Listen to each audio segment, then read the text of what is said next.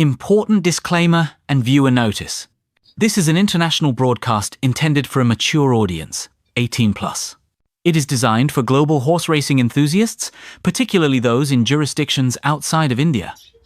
This content may be of special interest to attendees at the live event. Important notice for viewers in India. Please be advised that this content is not intended for your jurisdiction and may conflict with local laws.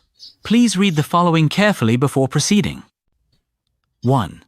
Purpose of this channel: an academic exercise in risk analysis. This live stream is a purely educational and informational broadcast. Our focus is on the academic exploration of handicapping methodologies, statistical data analysis, and the principles of risk assessment.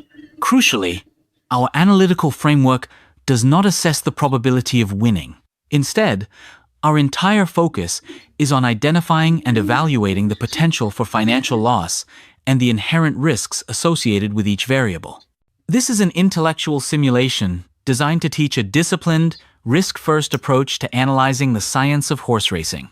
The live format of this stream is essential to this analytical mission. A spreadsheet alone provides only a static, quantitative snapshot. A complete and rigorous risk assessment requires the inclusion of dynamic, real-time variables. These include qualitative observations from the paddock, the physical condition and behavior of the horses, last-minute changes in weather and ground conditions, and the strategic decisions made by jockeys during the race. Therefore, the use of a live race feed is for the strict purpose of data collection and model validation. It allows us to test our pre-race statistical analysis against the reality of the live event, which is a critical part of the educational process. 2. No betting advice or inducement. A firm policy. This channel does not provide betting tips, financial advice, or picks. The content is not intended to induce, encourage, or promote any form of wagering or participation in online money games, which may be prohibited by your local laws. Any analysis is a theoretical exercise and must not be interpreted as a recommendation to place a bet.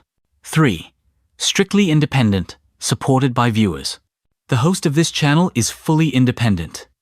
We have no affiliation, partnership, or financial relationship with any bookmaker, wagering platform, or any other entity in the gaming industry.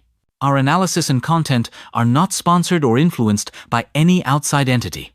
This channel is made possible through the voluntary support of our viewers via YouTube's official features, Super Chat, etc. All contributions support our educational mission, and our content will always remain free and accessible. 4. Community Code of Conduct. Fostering analytical discussion. We encourage an intelligent discussion focused on the science of racing. Encouraged. Sharing your thoughts and analysis on the race or any horse, focusing on data, strategy, or observed risks. Prohibited. Discussing personal bets, encouraging others to bet, requesting tips, or sharing links to wagering sites. Violation of these rules will result in comment deletion and a potential ban. 5. Viewer responsibility, legal compliance. You, the viewer, are solely responsible for your own actions and for understanding and complying with all laws in your jurisdiction. This channel and its host assume absolutely no liability for any financial losses or legal consequences. By continuing to watch this stream, you acknowledge that you have read, understood, and agree to these terms. You confirm that your purpose for watching is to learn from our methods of live data analysis and the critical study of factors that influence race outcomes.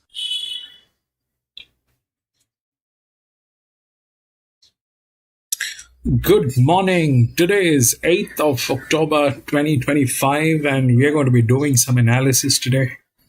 We're at Randwick, but we're at Randwick, Kensington. Now, this is the Royal Randwick track, which is the outer layer, and the inner layer is the Kensington. The difference between these two tracks are this one has a finishing line of 410 meters. This one is a little less and the circumference is also a little less. This track is generally used for midweek races. Now the difference in how things happen. So Randwick is Royal Randwick is the primary track where they have the primary races, the Group 1 races, the best of the best races in New South Wales. This is where they do it. And this is more of a midweek track where they focus on shorter distances. The maximum is about 1,800 to 1,000 meters. That's what they do here. There is a huge difference of horses that are being pulled into this particular track. They primarily are as good as any other tracks in New South Wales. If we have to compare this track with any other track, that would be the closest one would be maybe Doomben, maybe on a weekday. So this is what it is.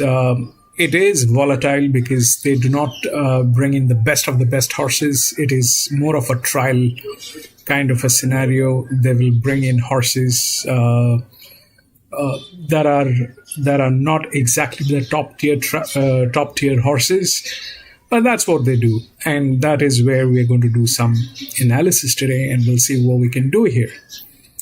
Welcome to Grandstand, and we do horse racing analysis, and we do that in two steps. First, we try and identify the best horses through physics, mathematics, a little bit of understanding of horse racing. And once we have identified the best horses, then we wait for the results to see if the analytics matches with the results. But if there are better horses at the paddock or there are circumstantial changes, we often highlight those things and give it a shout out. And that's exactly what we try and do. So we've got about 8 races today here in Kensington. And we'll see what's going on with the first race. So we'll take the odds.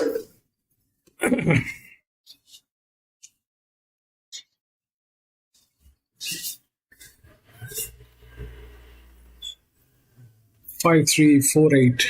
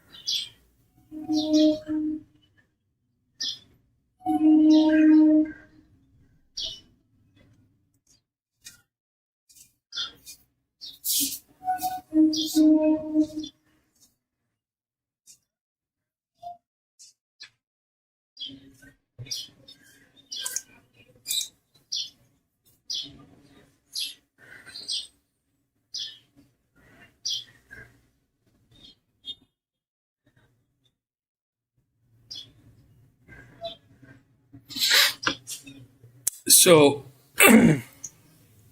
if we look through the odds, the 5, which is the favorite, is the linear. It's a 284. Then it is supposed to fall. Now, when we look at the this one, which is here, the EW, that probably is not doing the best at this point of time, but that's the highest advantage with one of the best jocks. Okay. That is one of the highest advantage with one of the best jocks, which is here.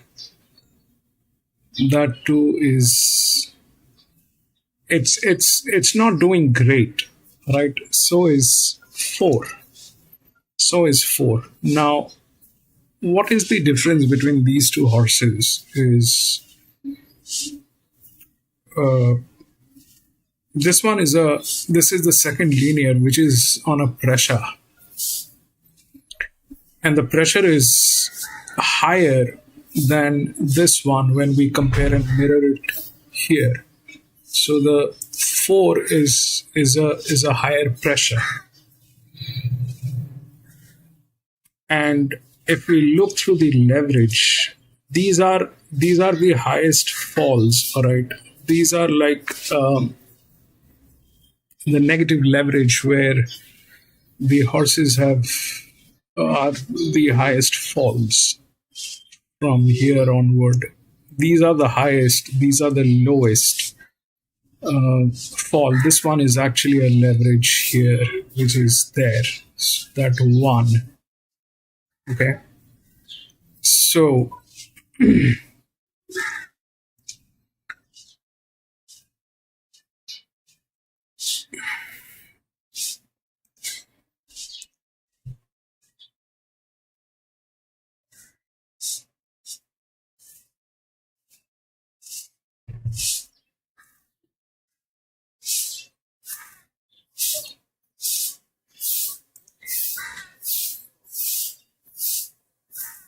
use leverage, but there's nothing going on with this one.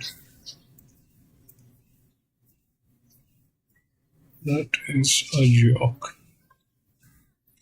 So yeah, the 5 is the favorite. That is the linear. Ideally, that should work. But the problem here there are 2 problems. One is this, that it is coming from gate number 8. And 2 is it is on a difficulty, right? 2 is that this is on a difficulty. All these 3 horses are on a difficulty. But even if we take out the difficulty, it becomes 39.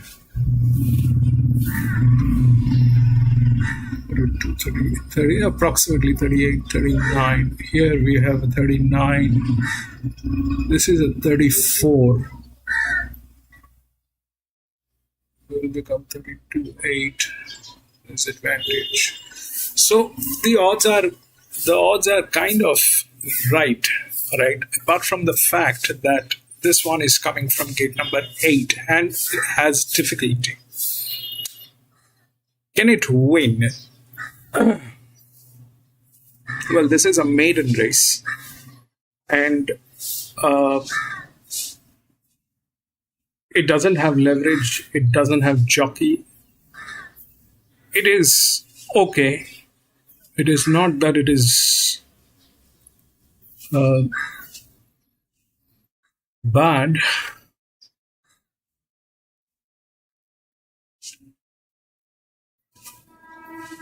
They have 3, which is a fall. These 2 are like that. So this one is there. Now the 4 is again on pressure.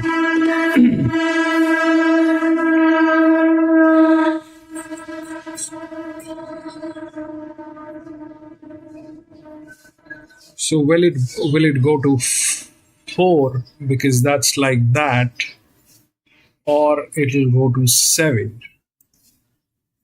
That is something that we have to figure out, right? Because what might happen here is this, that the 5, which is looking all good here, may not actually deliver this. Why? Because it is coming from gate number 8, doesn't have a jock to deliver a pressure, which is this one. It doesn't have that. It's a good horse on papers, but in practicality, it is coming from gate number 8. And there are these horses which are not so great, but whatever having said and done, they have the advantage. They are going to be doing something. I mean, they have better chances. These are on a 1400 meter. We'll see if that pressure is being delivered. It's the first one, so it's best to watch because this one is from gate number 8. Difficulty, no jock. Is the horse good? The horse is good. Then we have these two, which are negative leverage, so they are a drop in class for some reason. Then this one is here, but the 2 is also here. If this is 34, this is 32, right? 34 will become approximately 32.5 and 32 will become 31. So all that is there. Here the 2 has a jock. It is a very good jock on 2, which is on paper's huge advantage. We can see the advantage here. This is the scale of the advantage. The advantage is actually here. So we can see all that. Whether that'll work, this is a little something that we need to keep a watch. The 5 is the favorite. On papers, it is looking good, but practically speaking, this would have been a better option if this was not gate number 8 and had a better jock. So is the 5 a clear go? It has chances, but it is not a clear go. It has chances, but it is not a clear go.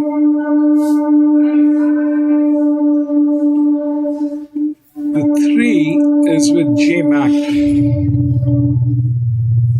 And J-Mac, we also need to figure out whether J-Mac can actually, is in shape, because last time when we raced, out of 10 races, out of the entire card, J-Mac just got 1. So it is the start. We are not in a kind of a situation where it is very tempting or it is very lucrative. It's better to watch. This one is looking good. That's the linear. Ideally, on a 1400 meter, the linear should work. But having said that, there are quite a few things which needs to be in place. The first thing is the difficulty. The difficulty is high. The gate is wide. The jockey is probably not the right fit. Can it win even with those difficulties? Maybe, may not be. So we'll watch this and we'll see what's going on.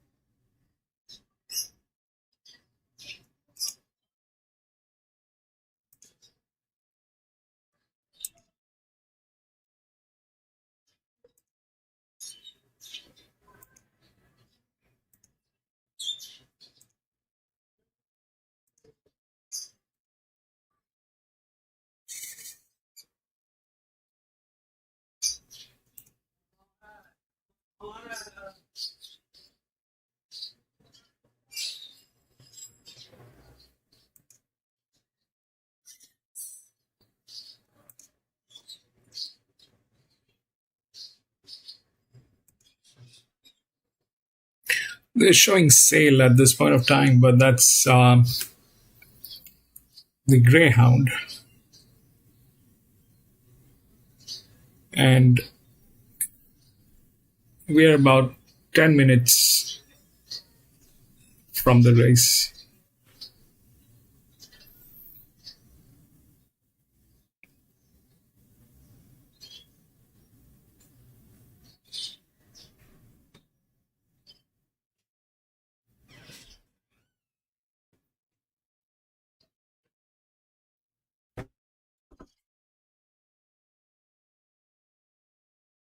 Meanwhile, I'll just be back in a while.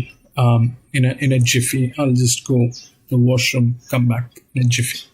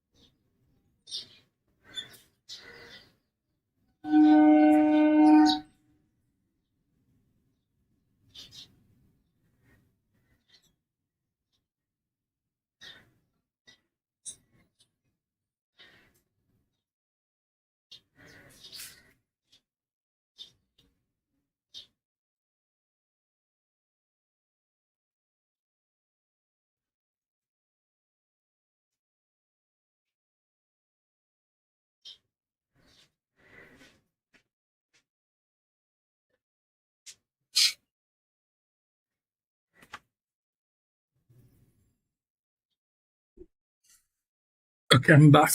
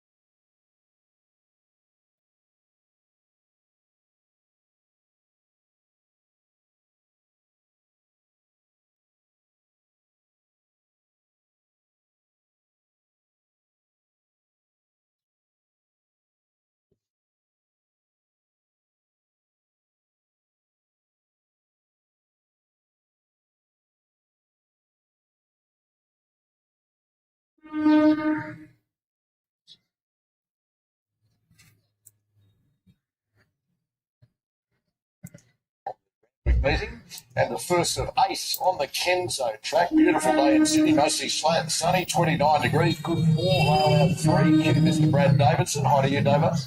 Yeah, good afternoon, Marto. Good afternoon, everybody. Yeah, terrific day racing ahead on the Kensington track today. As you said, that forecast is perfect. The rail out 3 metres, shouldn't be any issues pattern-wise. So looking forward to a good day of racing. Your best bet comes up in race 3. Exclusive Artist, good thing licked at Warwick Farm a fortnight ago. Yeah, should have won easily, Marto. Just wasn't a great ride that day. Got in the 3 wide line and then decided to come back inside instead of getting to the outside, and it clearly costed the race. So she was terrific, and now to 1,800 metres. And your value plays Bojangles in race 7. Hit the line nicely first up behind it. Informed horse in Saturday, great. Yeah, he needs to go 11 to 1400 here, but the rating out of that race stood up really well. His late splits were great. I think he's come back super, and I just thought at the each way odds he was the value way to play the race. Race number 1, just under 2 away, and Pictor presents his second up, much fitter out of 1400 for the first time. Your top pick. Yeah, well, he's heavily back there first up at Canterbury, Motto, and he was disappointing, simple as that. But he just seemed to be buffeted along the whole way to keep up, and he looks like he's looking for further. Of course, go back to his debut performance. He ran second at Grand Prairie. Third was Ninja, who's come out and won impressively twice since Grand Prairie. He's gone on to be competitive at stakes level in the City Sprint so far. So the form around him looks good. He just looks like he's looking for ground. He gets the chance to show that today. 3.47 numbers. Avenue Montaigne certainly trial well leading into the had the 3 trials to get ready and only narrowly missed on debut last preparation. 4 Piero Lane. Another one who looks like he'll relish the extra trip here. Thought he did enough there first up at Canterbury over the 1100. And 7 Done Deal Flyer next best. Let's have a look at what's happening late with the bookies, who have in the last 15 minutes Avenue Montaigne firming from 330 into 280 as the best back. Victor is 340 into 310 back to 320. Piero Lad $4 to $4.60, and Panova is $4.80 out to $6.50. Dundee Flyer is 17.80 back to 16, and Mbali is 14 out to 21 back into 18. While with their supreme statement, 20 out to $31. Best back everywhere, Davo, is Avenue Montaigne. I noted accepted tomorrow from Hawkesbury, runs here instead. Yeah, decided to go for the tougher race here for the City prize money. And look, her trials have been good. As I said, pushed along in the latest. She's had the 3 trials. The fitness level should be getting there. And I ran second behind Kakadu Sunset on debut. That horse goes around later today. Should we get a bit of a look at that form? And Tim Clark Adam, certainly likeable enough. 5382. As I touched on the rail out 3 on a good 4 today. Yeah, I don't think it'll be too bad when the rail goes out 3 on the Kenzo. I'm expecting a Brilliant. fast surface today, but we'll monitor that throughout the day. Sometimes it can play. Welcome back, Adam, man. But we'll have a look at it throughout the day. By the way, we've got important late scratching in the next race, race 2, Jalicious. The toppy is out. Late scratching of Jalicious. James McDonald and Chris Waller. It's not running Jalicious, as we say. A midweek high to Darren Flindell. And here's Done Deal Flyer going in. 2 to move in. Yeah, thanks, Marto. Welcome to the coverage here at Kensington. 8 races today. It's a beautiful spring afternoon. Good 4 is the going. And Avenue Montaigne. As you cross Ben, Avenue Montaigne now is the last to move into the outside draw. It's been best back and is going to start favourite just at $3. Ready now. Gates are back. The racing Pictor and Piero Ladder jump well together with Supreme Statement and the club colours going through. Avenue Montaigne's out very deep, but Clark's having a look to see if he can clear the field. Panova's in the clump of runners as well, and a gap now to Dundeal's Flyer on the outside of Emberley. So he gave it a bit of rain to Clark there, Avenue Montaigne. It's the post-home favourite, and a whizzed across the field there from the outside draw to lead. Now it steadies. Piero Lad's going to sit up on the outside. Supreme Statement leaders back. Third, Pictor.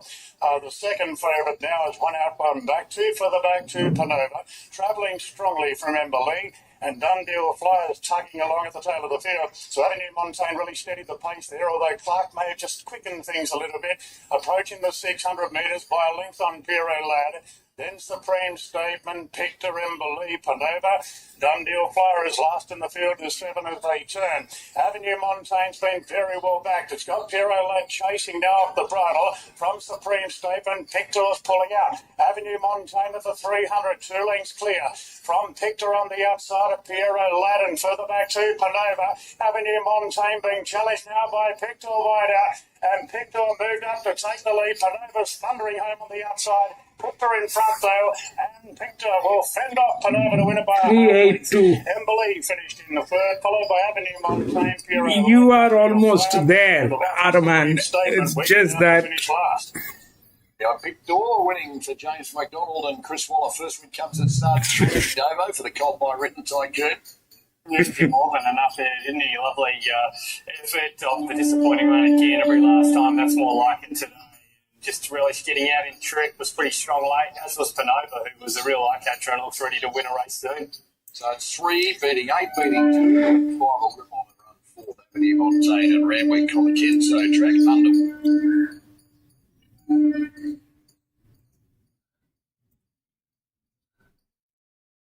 So what happened is this, that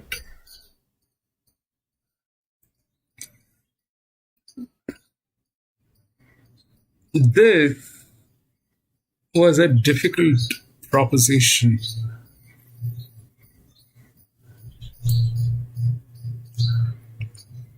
Three just took it out with the advantage. Then 8 also took it out with the advantage. 3, 8. Two of the best jocks. Then the other one, 3 and 2, which is the best jock. The 4 was on pressure, so that did not happen. 3, 8, 2, and probably 5 on the 4th position. So why this was not a clear go is because if there is a difficulty, I mean, let's understand how things generally work, right? I don't know how to compare this, but I'll compare this with my own subject that I work with day and night, which is the stocks. Now, in the stocks, we generally have a couple of indicators. 99% of the people, what they do is they follow some of the influencers or market, and they choose a few stock, and then they put the indicators on the stock and try to make a decision. But that's not the correct way of doing it. The correct way of doing it is you master the indicators, put them on the stocks that you with a volume movement, where there is a volume movement, and see where those indicators are working the best. Because not all indicators will work on all the stocks. That will not happen. Not all the indicators will work with all the stocks. There are indicators which are going to work with A, B, C, and there are indicators which are going to work with D, E, F. Now you need to, as someone who's venturing into stocks, you need to first identify those indicators that you understand. Then you lay it on the stocks and see how those indicators are giving you the indications, and then practice that and then take a call. So therefore, even if this particular indicator was giving us that this is a linear, but the others, they are giving us the difficulty of this. It is not easy. All right. Plus, it doesn't have a jock. So if you compare this, it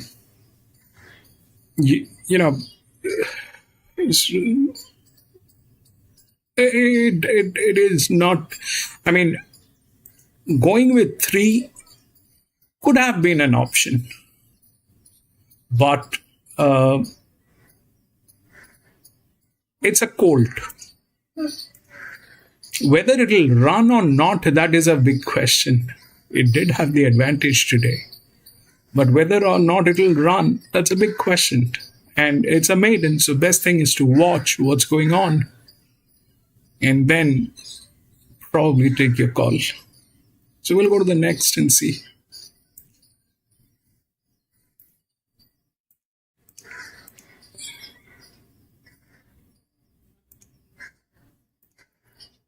Two, I think there's a late scratching again. 2, 4, 5, 6.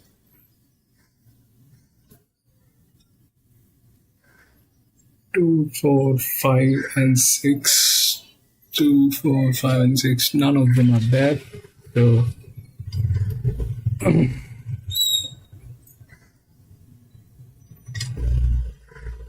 no, I think one has been scratched. That's what they were saying. Jalicious has been scratched. Yes, 1 has also been scratched.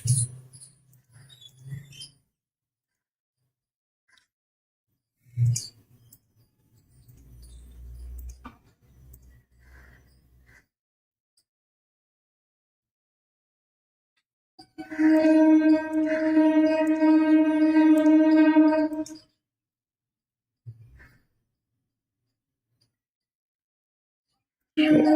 are 8793.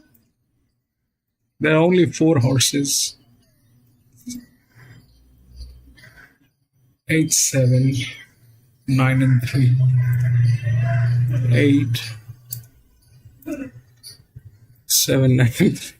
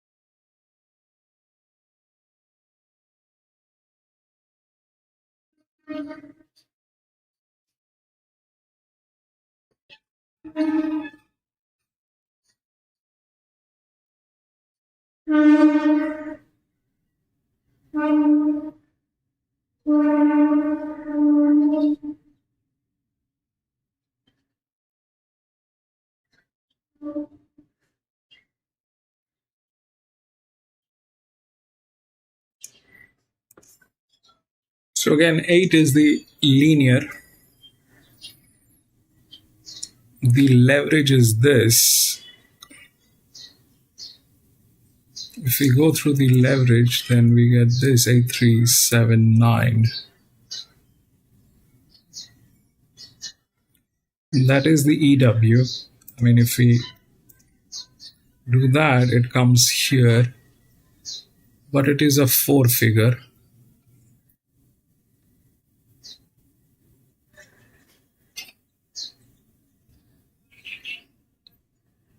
So,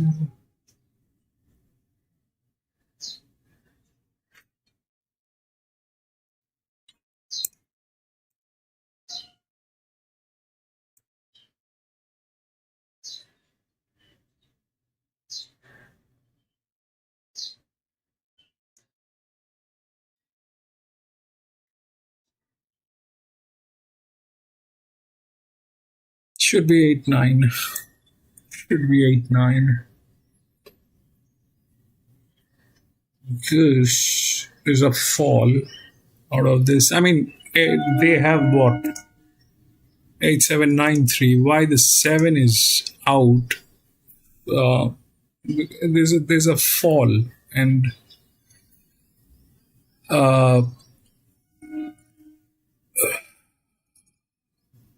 both of these jockeys are kind of not reliable.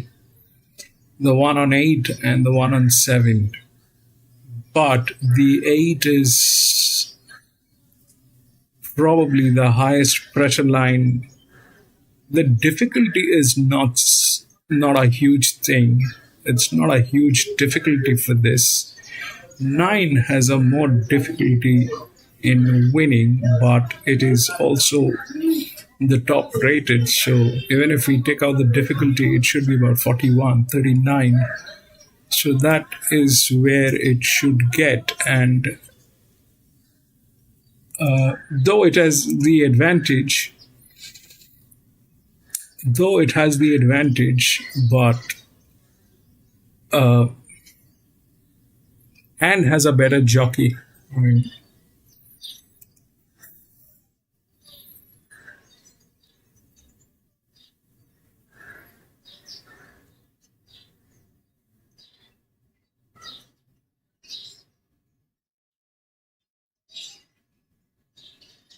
but can it do that? It's again the same thing here. It was gate number 8. It's a 48. It came in 4th. So yeah, probably this will get in. This will get in. A3.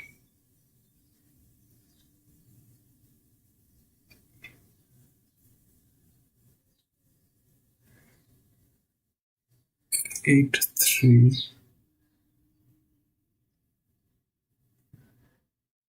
This is 5, 6.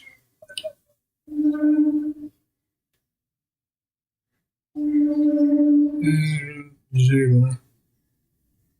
Both are 0.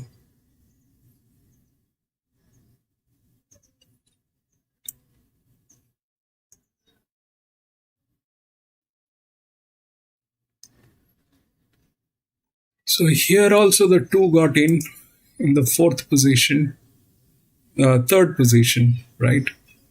Here the 2 was really bad, and there was so many horses in there. So this is again the same situation. We take it as what? 3rd, but this is good.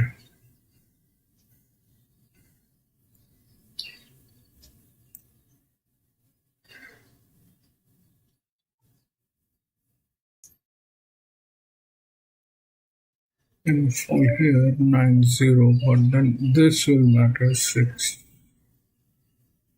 I think it's 8-3-9.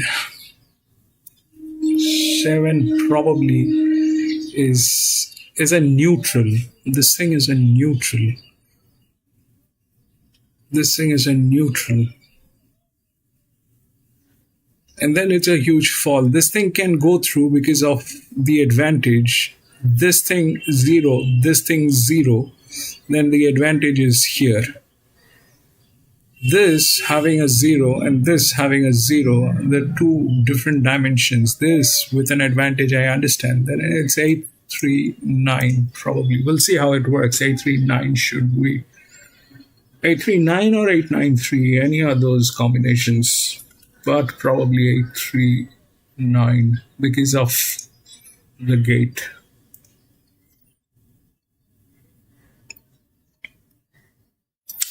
8-3-9 probably. Let's see how it works.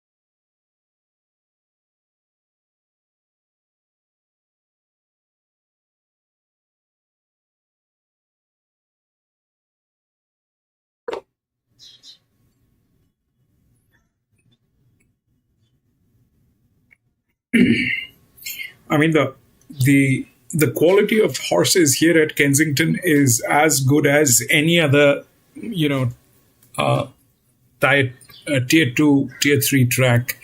There's no reason to believe that because it is Randwick, they have fantastic horses here today. No, it is not. Kensington generally is not that track. Kensington is the inner track where they bring in horses that are not the tier one horses.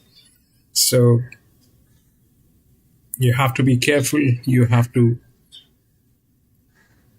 look for the right opening.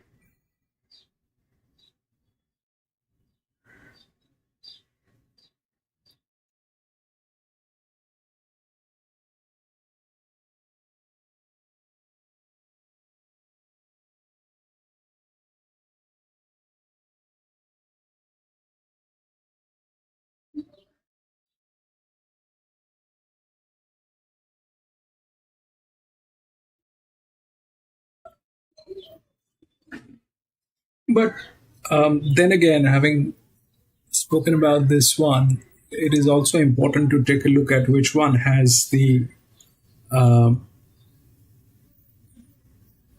blinkers, because what we have noticed here, when there are about four horses running, the horses don't even realize that they're in a race. They don't even realize they're in a race. To avoid that situation, blinkers, they work very nice. I mean, we have this, but it'll be nice to have a blinker on 8. It'll be nice to have a blinker on 8. We'll take a look at that at the paddock. Though we're not getting the paddock, but we can still figure it out at the gates. If there is a blinker, the blinker is an advantage in this.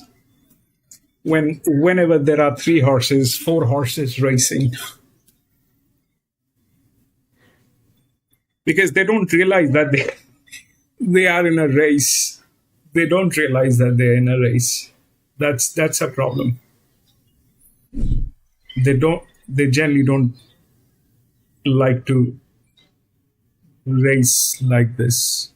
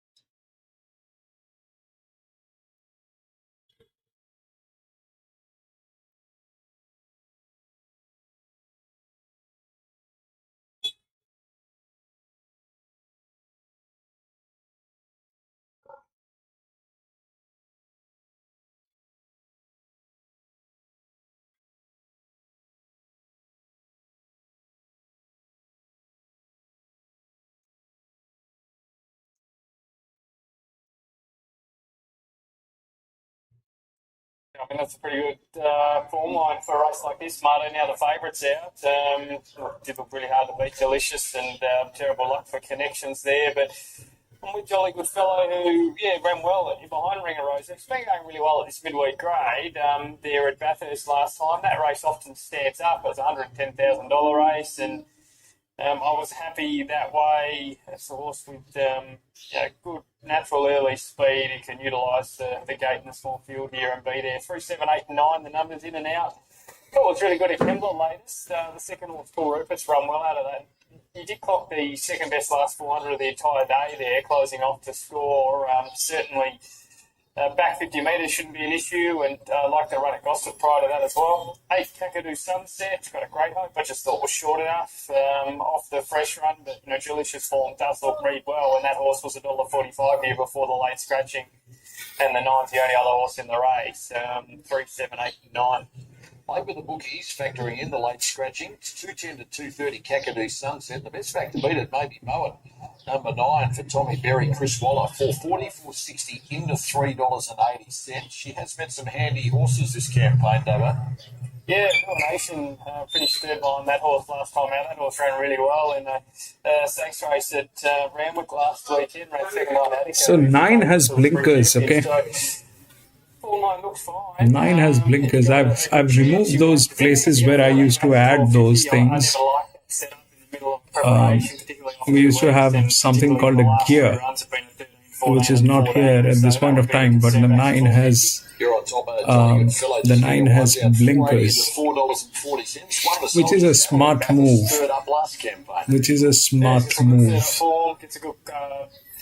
It's the only horse which has a blinker.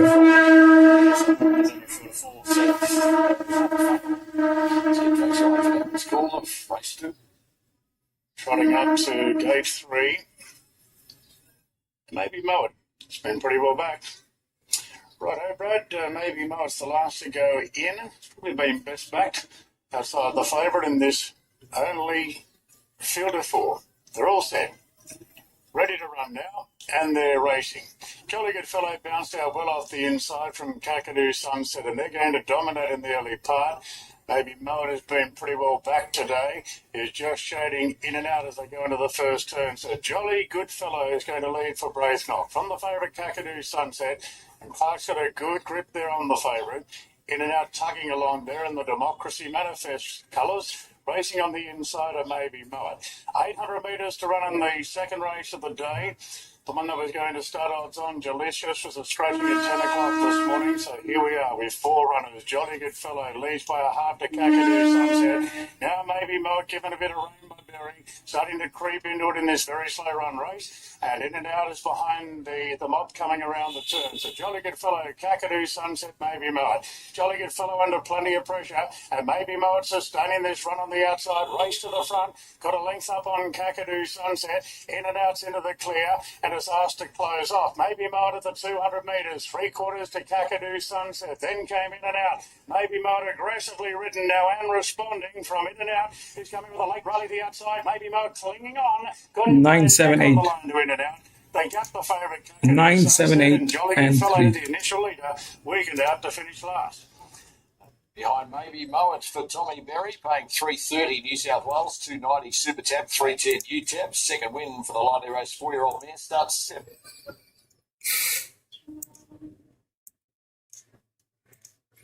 So what happened is the 8 was the favorite. The 8 was the favorite, but it was the linear. But again, it's the same thing that happened. The jock was not there, and the last moment we figured out there's a blinker on the 9. So these races, they generally go wrong on the basis of the perception of the race. These races, they generally go wrong. Why? Because they don't realize they're racing. Like during the commentary also, they did mention that it's a very slowly run race, which shouldn't be the case. Why? Because it is a 1200 meter, 1250. There should be enough speed on this. Now here, this neutral went through. It was one of the top rated. All right, it was one of the top rated, and it did not work on 8.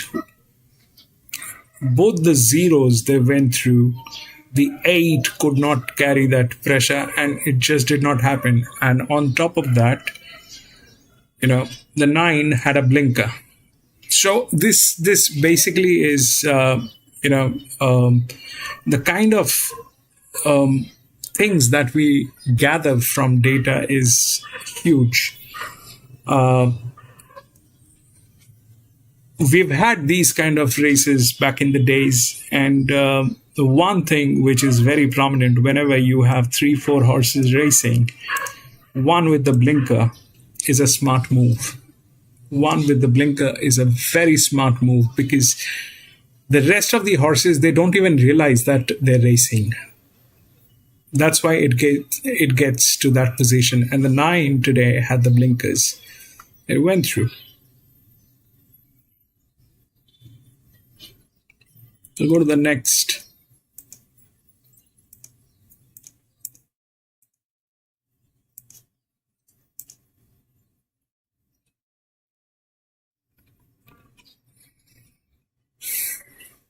Two has been scratched. Number 3.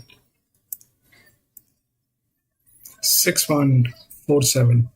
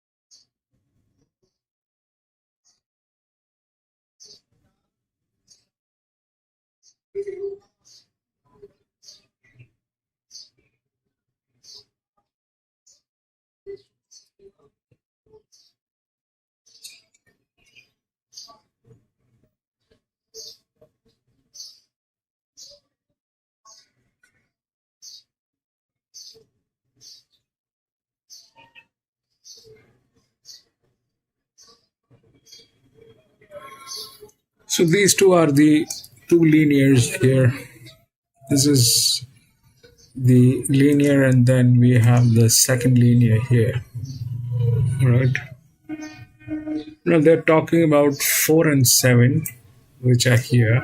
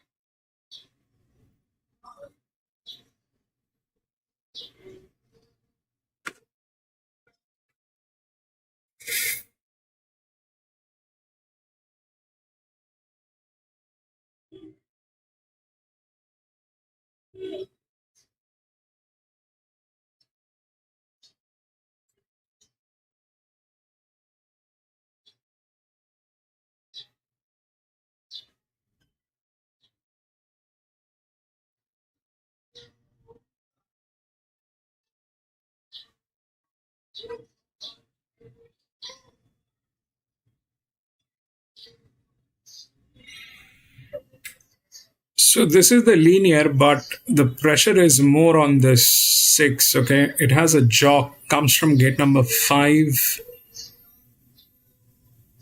has a body weight. It is good. It's not a problem. But the rest everything is hazy because they generally do not come together. That's the first thing. Second thing is the advantage is spread into horses like this 7, for example. The 7 has a good jock. All that is good, but the difficulty is high. Plus, it is not as bad as this one, but it is a drop in class. It's a drop in class. And that's the highest advantage on this horse, which is there. Even this one is the same. They are both EWs. This is a way more difficult situation. This is a little less difficult. But having said that, even with that less difficulty,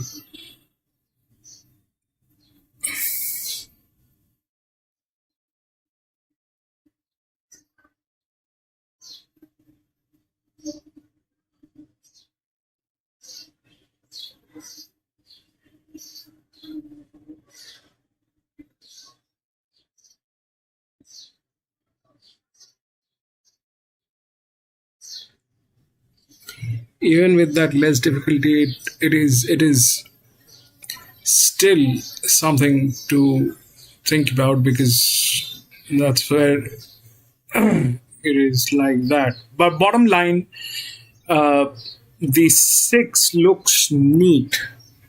The 6 looks neat. Even if we take it out, that is good. So that is okay. With the pressure, with the jock, that should not be a problem. The 6 is the second linear. The pressure is less on the first linear, which is coming from gate number 7. Whether they will come together is, there's a possibility that might happen, that might not happen. That generally doesn't happen all the time. So this is an 1800 meter. The advantages are with horses that are weird. The other advantage is here with these 2 horses. One is 0, the other is -8. And both of them have some weird jockeys. I don't know if that's a great thing to work on. But here, the 4 is on a pressure. Okay, it dropped. It is the largest inner. It dropped. But for that horse, that pressure is not great to exercise this. It had to be a linear to get into pressure, but when it is not a linear, it is a larger inner drift. That becomes a little tricky, because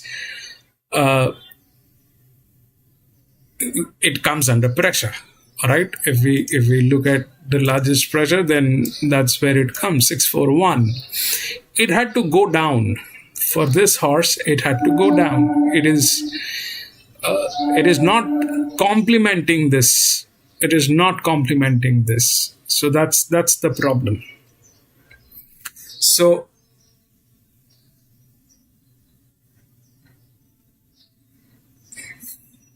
can it still work?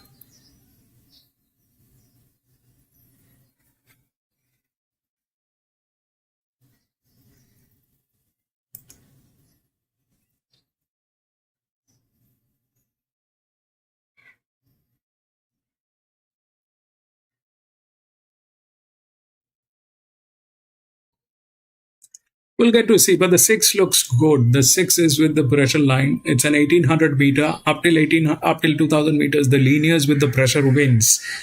So this looks good. Then definitely one of these advantages will get in. Now, which one will get in is difficult to assume at this point of time, because none of them are in great shape. The 7 is there, this thing is there, but it is still going through a leverage problem. If we take that it will be like 6, 4, and 1. If we want to give it a thing like this is an advantage, that is difficult to believe.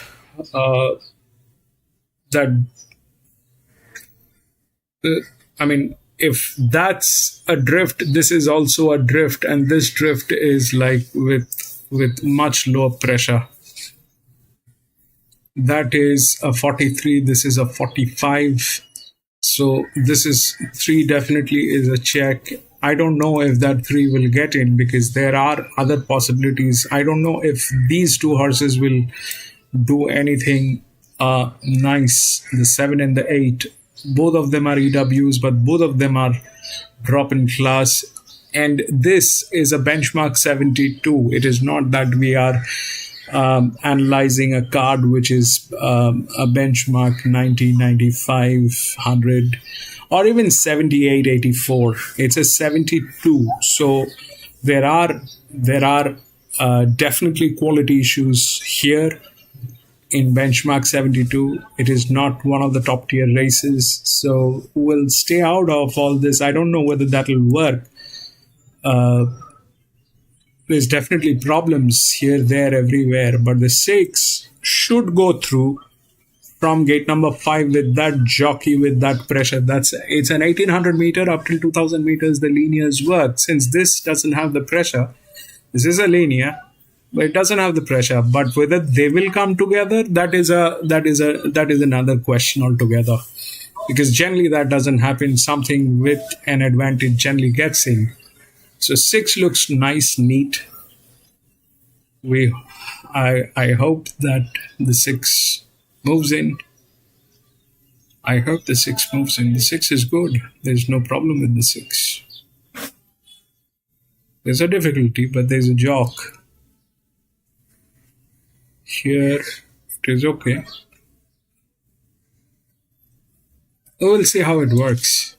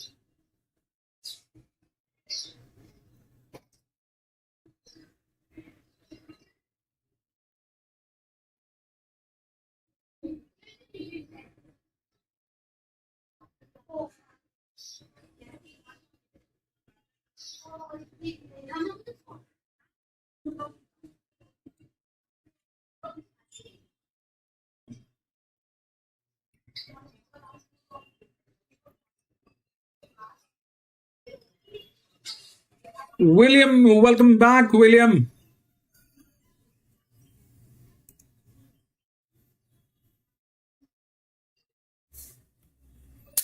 Tuna, long time.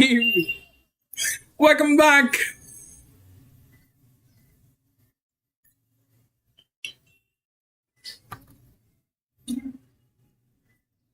Somebody is throwing hearts. Thank you for doing that.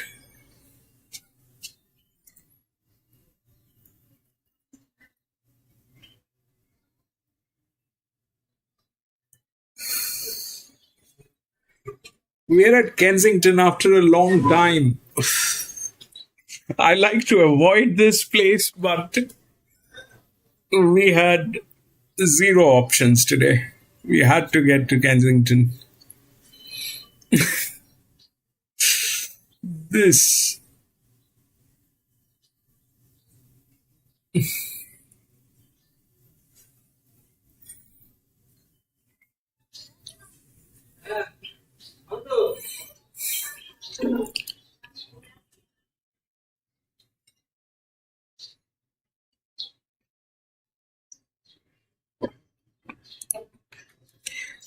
The problem with Kensington is,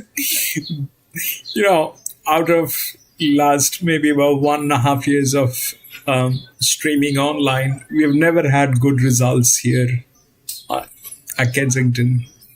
It's a very volatile track. It is like any of the tier 3 tracks. It's like Newcastle.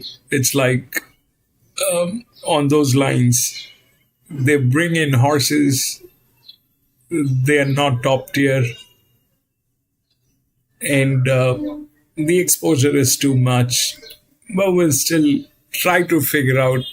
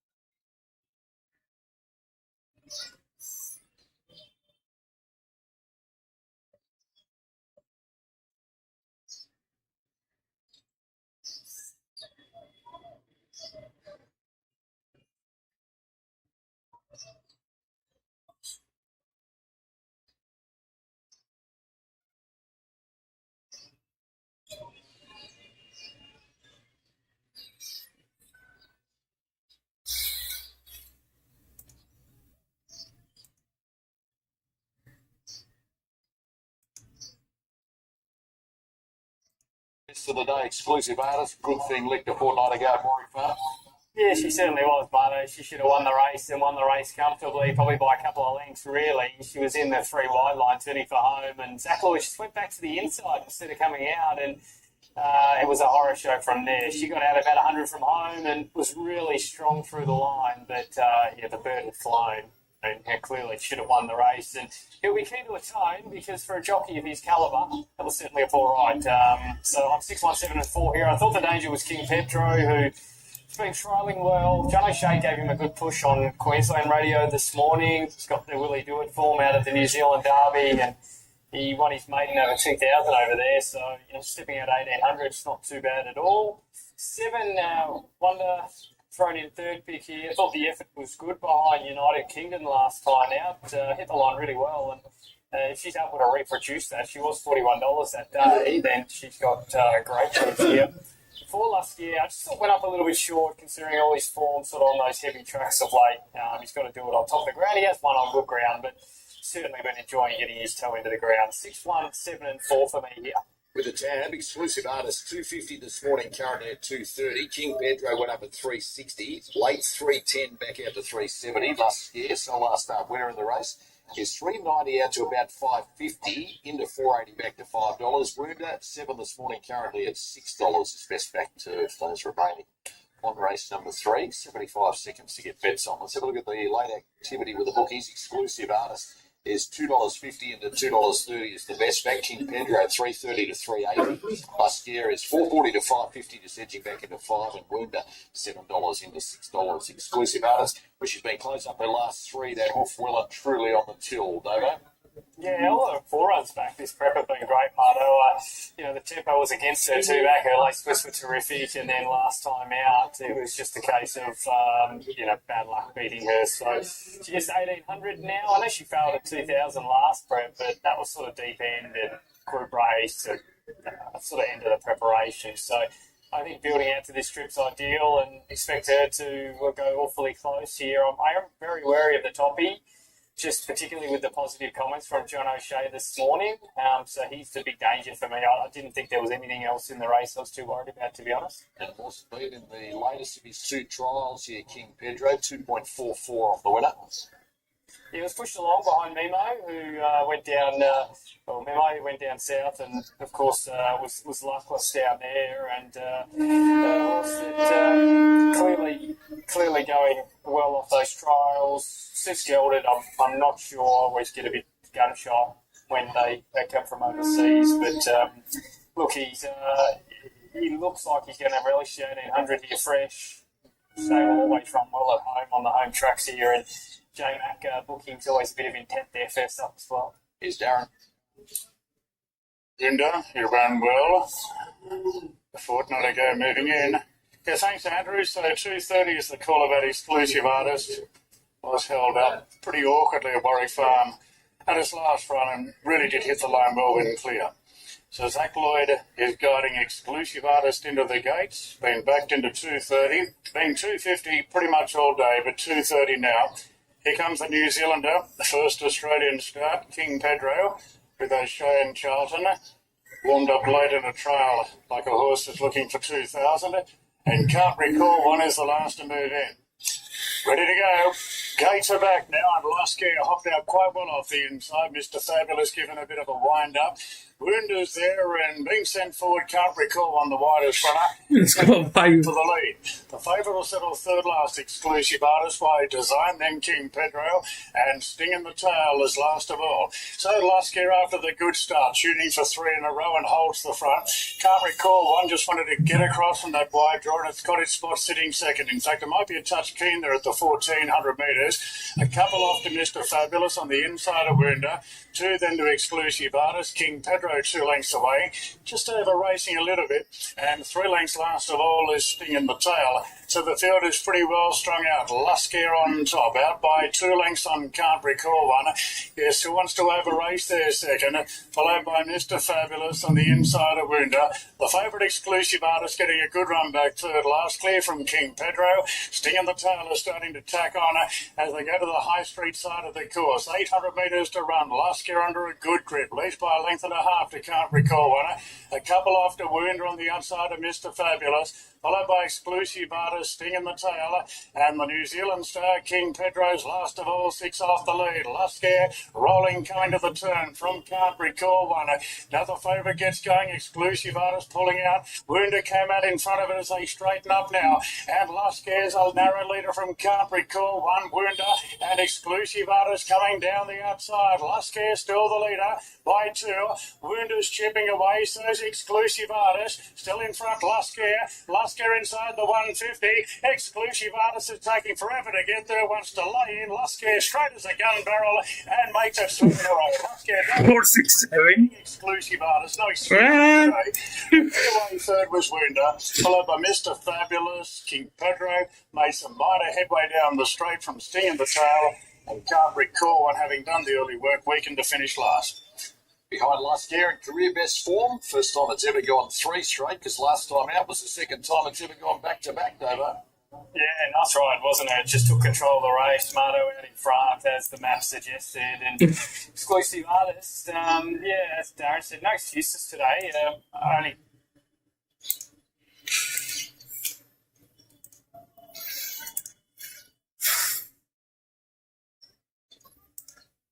Four.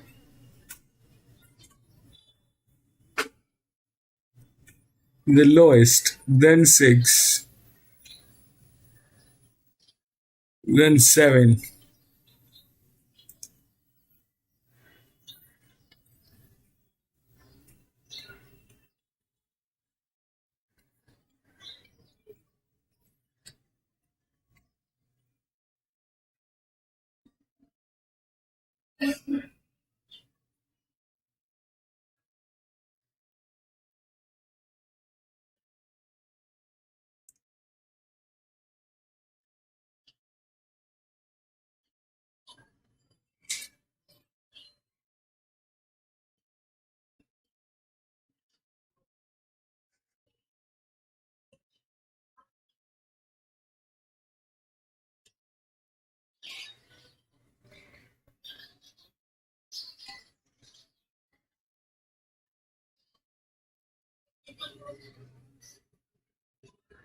So basically, they have absolutely disastrous horses here today.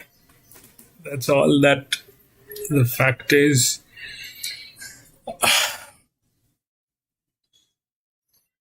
So generally what happens is the linears will go through till 2000 meters, but here that wasn't the case. It couldn't carry that, and the one which is with the out of the linears, which is the lowest, that went through.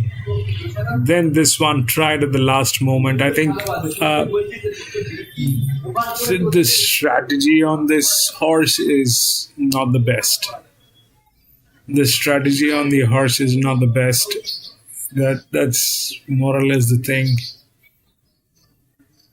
And the 7 definitely got through because it was the lowest. It was the lowest.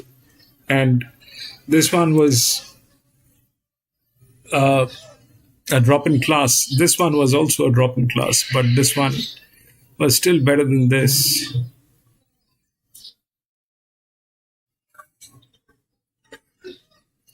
Bad ride, that's all it is. Bad ride. They're not able to carry the pressure. They're not able to carry the pressure here. So far, this one failed. Here, this one failed. None of these horses are able to carry the pressure. Anyway, we'll go to the next.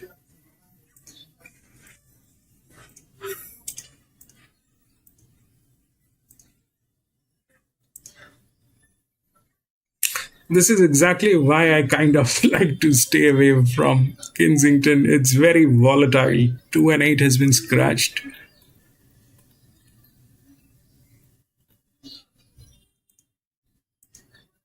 Three, 4, 6, 5.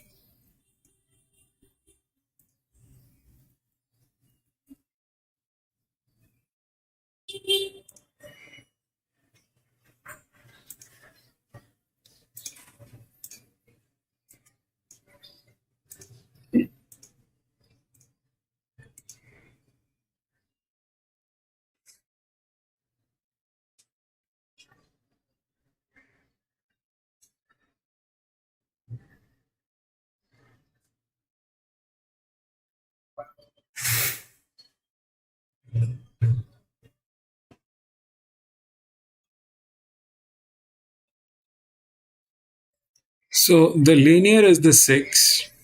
It's not in a position to win from here. It doesn't have the rails. It doesn't have the physics and the rails, either of those.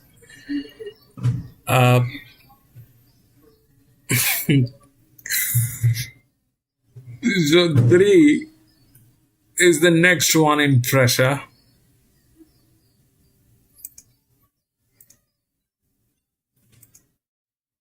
This is the next one. Has a jock. 3 is being ridden by J Mac. This is the one which is under pressure. Got the body weight to support this. There's nothing. 4 is anyway the EW. But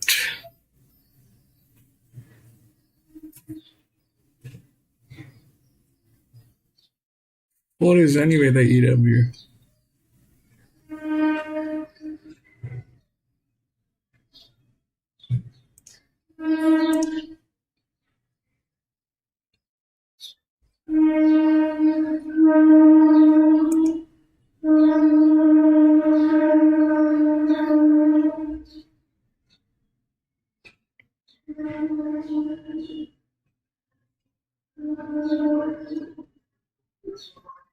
But the advantage is more on 1. For some reason, the advantage is more on 1.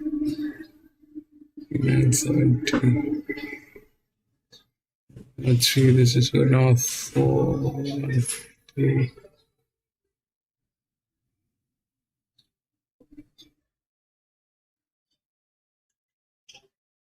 4, 49. This is 59. This is still better. 3, 4,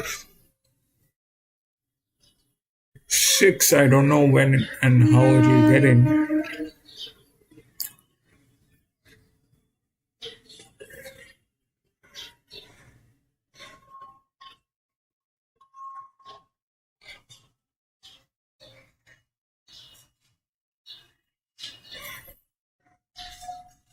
Because both of these horses are with very, very strong advantages and all that which is there. The 5 is up here, the 3 is here. So this one is the linear. It doesn't have the thing to win. The odds are on 3, which is looking like the second highest pressure on this horse, but it is going to be running neutral. There are a couple of good things about this. It has the body weight. It has the second highest pressure. It has a jock like J Mac to handle this. It has been to league races and it has been to one of the premium races as well. And it got a place or something like that. So that's good. The 4 is anyway the EW that we look for. So that's coming from gate number 6. That is also with a good jock. The 5 is the gate number 2, which is here, which is again with a good jock. 5 is that. They've got the 6 in between, but I don't know if that 6 is capable of getting in, because there are others who are here, especially these 2 5-year-old mares which are here. Even if I don't talk about this one, then this one is definitely with that kind of an advantage. It is here. So whether it will go there with the pressure line, and especially the problem is so far in all these races, one thing is common, which is that they are not able to carry the pressure. So when that happens, it becomes very dicey. Why? Because if the horses can't carry the pressure, then we lose the plot. Then it becomes anybody's race. Anything can happen. Why? Because if the pressure, what is the quality of the race? I mean, on what basis do we assume that this is a good horse and it is capable of winning? That depends on the pressure that has been assigned, which comes automatically. All right. So if there is a pressure which is assigned, and they are not able to deliver that pressure for some reason. These were the top two pressure here, two of the linears. They were not able to deliver that. Through numbers, we are getting that they're good, but unfortunately, that's not working out. So in that case, what happens? In that case, it becomes a kind of a thing which is very blurry. I mean, the 3 is the one which is the favorite. 6 is 56. Forget about that. I don't know whether that'll work. It doesn't have anything. It doesn't have the rails. It doesn't have the physics. It's not in a winning position. So anyways, this is something that maybe is not a great idea. Then comes this one.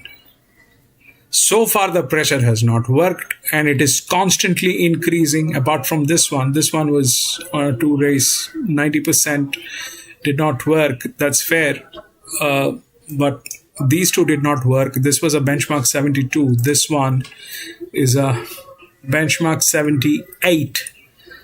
At a benchmark 78, if they cannot carry this,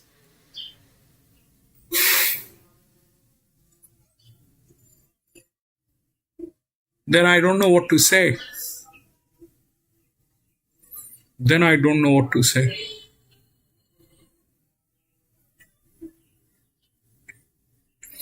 On top of that, there are other issues that are cropping up.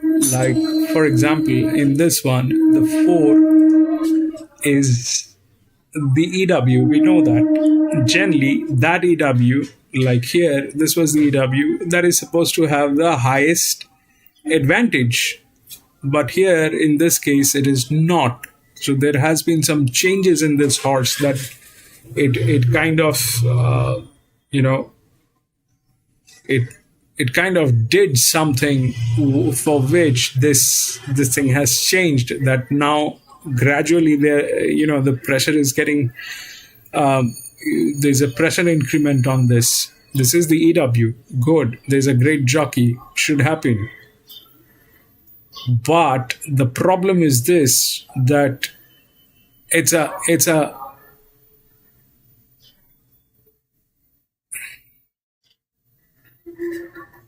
thing that doesn't match. Anyway, we'll believe the numbers. We will try to believe the numbers, because that's all that we do. We have to believe the numbers. Other than that, there's nothing that we can do. So this is out. It doesn't work because there are no rails. There's no physics on this. Winning is not possible for 6. About 5 is a leverage problem on this horse. 58. There's a problem on this horse. There's something not right with 5. Probably, I don't know what is the problem. There is some problem because we're getting a negative leverage on this. So 4, 26, 5, 2, and 3 is the other one. This cannot go with pressure. If 5 gets into pressure with advantage, that means it's no good. So 6 is the other one where we're getting a negative on this because of the other things, but that negative is very negligible. Anyway, we've got 3, then we've got 4, which is highest here. So we'll take that, and then it'll go where it is very difficult to understand whether it'll come here or here.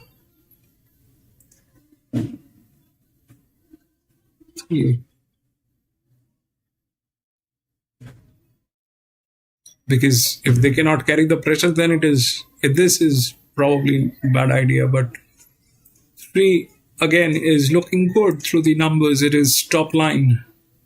3 is looking good, but it should be able to carry the pressure. If it can't carry the pressure, then there is nothing.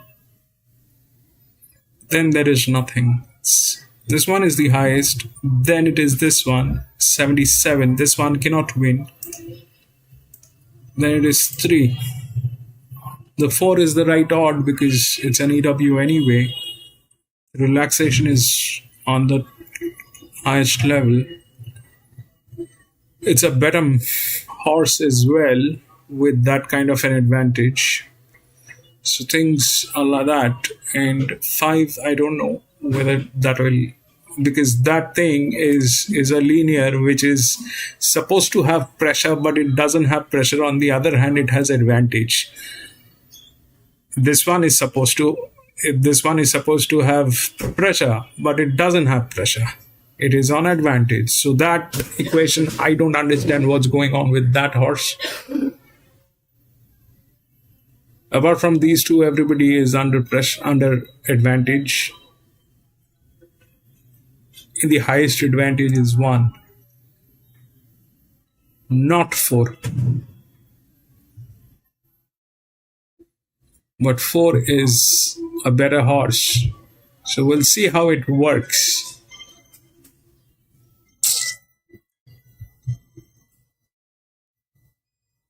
Whatever has happened since the morning here at Kensington is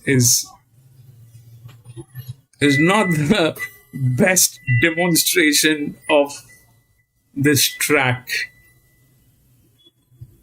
I mean, come on. What are you doing? What are these horses?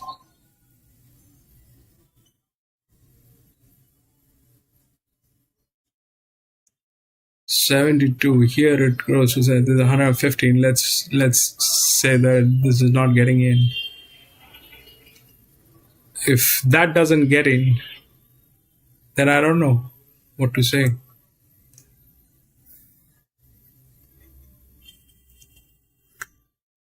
Gatekeeper, welcome back. I'd like the 5 to try to beat the 3. 5s, it might. Here is the thing, the 5 supposed to be under pressure. It is a linear, but look at what it is. It is under. It has advantage. I don't know how that is happening. That generally is the first and the second linear should be on pressure. Like here, the first and the second linear are on pressure. But here, this is the first which is on pressure, good. But the second one is on advantage. How and why?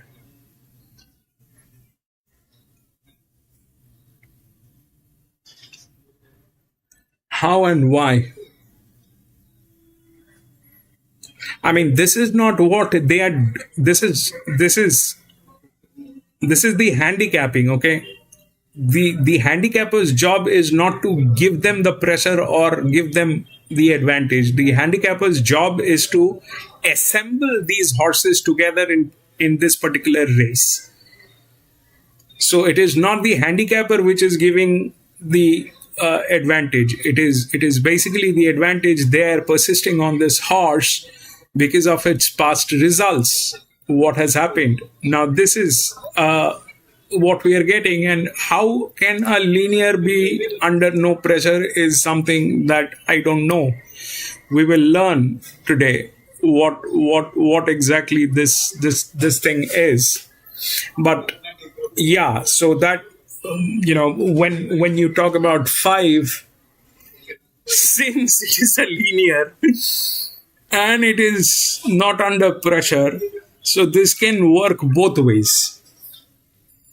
We will learn about that. This can work both ways. Either it will work as an advantage, or this is something that probably is a nutcase. The 5 definitely has a lot of arrangement going on. It's got the rails. Everything is good on the 5. Now, what is going on? I don't know. I don't know.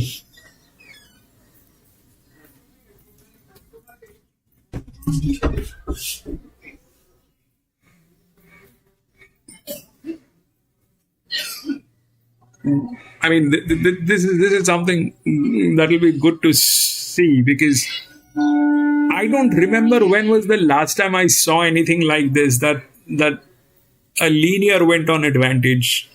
I don't remember talking about it. I do not remember seeing this on a card. It's something very new. New. We'll see.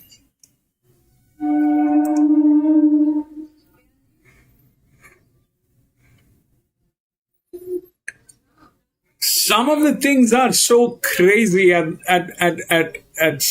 I mean, none of the horses that are supposed to get in today got in. None of them, apart from that blinker, which the 9 four horse race. I mean, what do you expect? It is going to go upside down.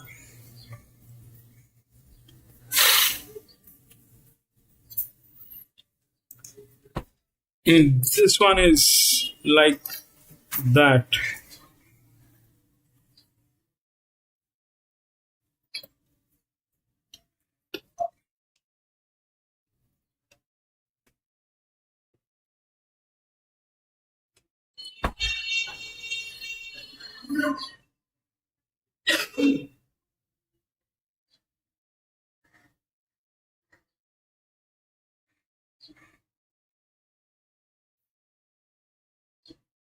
I don't know what kind of a monkey business is that.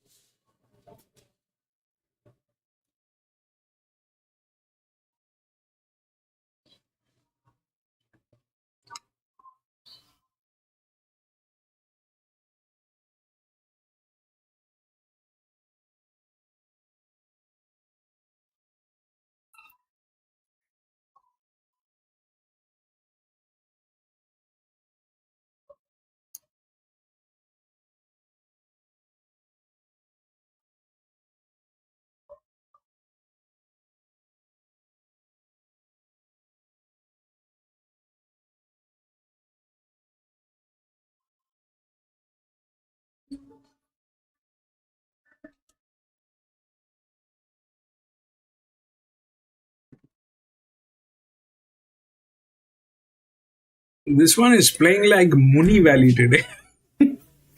Muni Valley plays like that.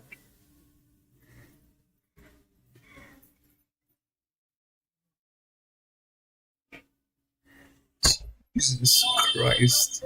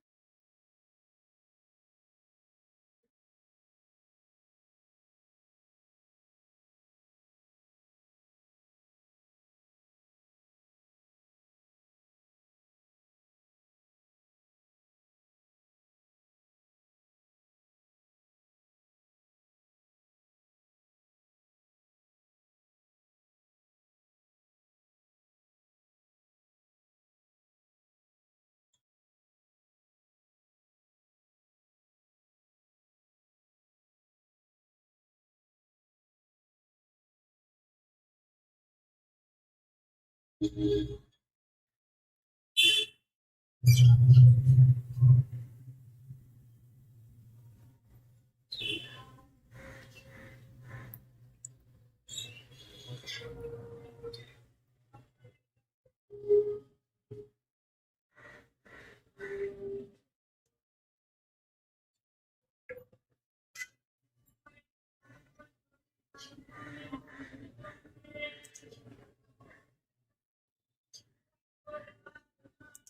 the boom coming round in Saturday grade last time out.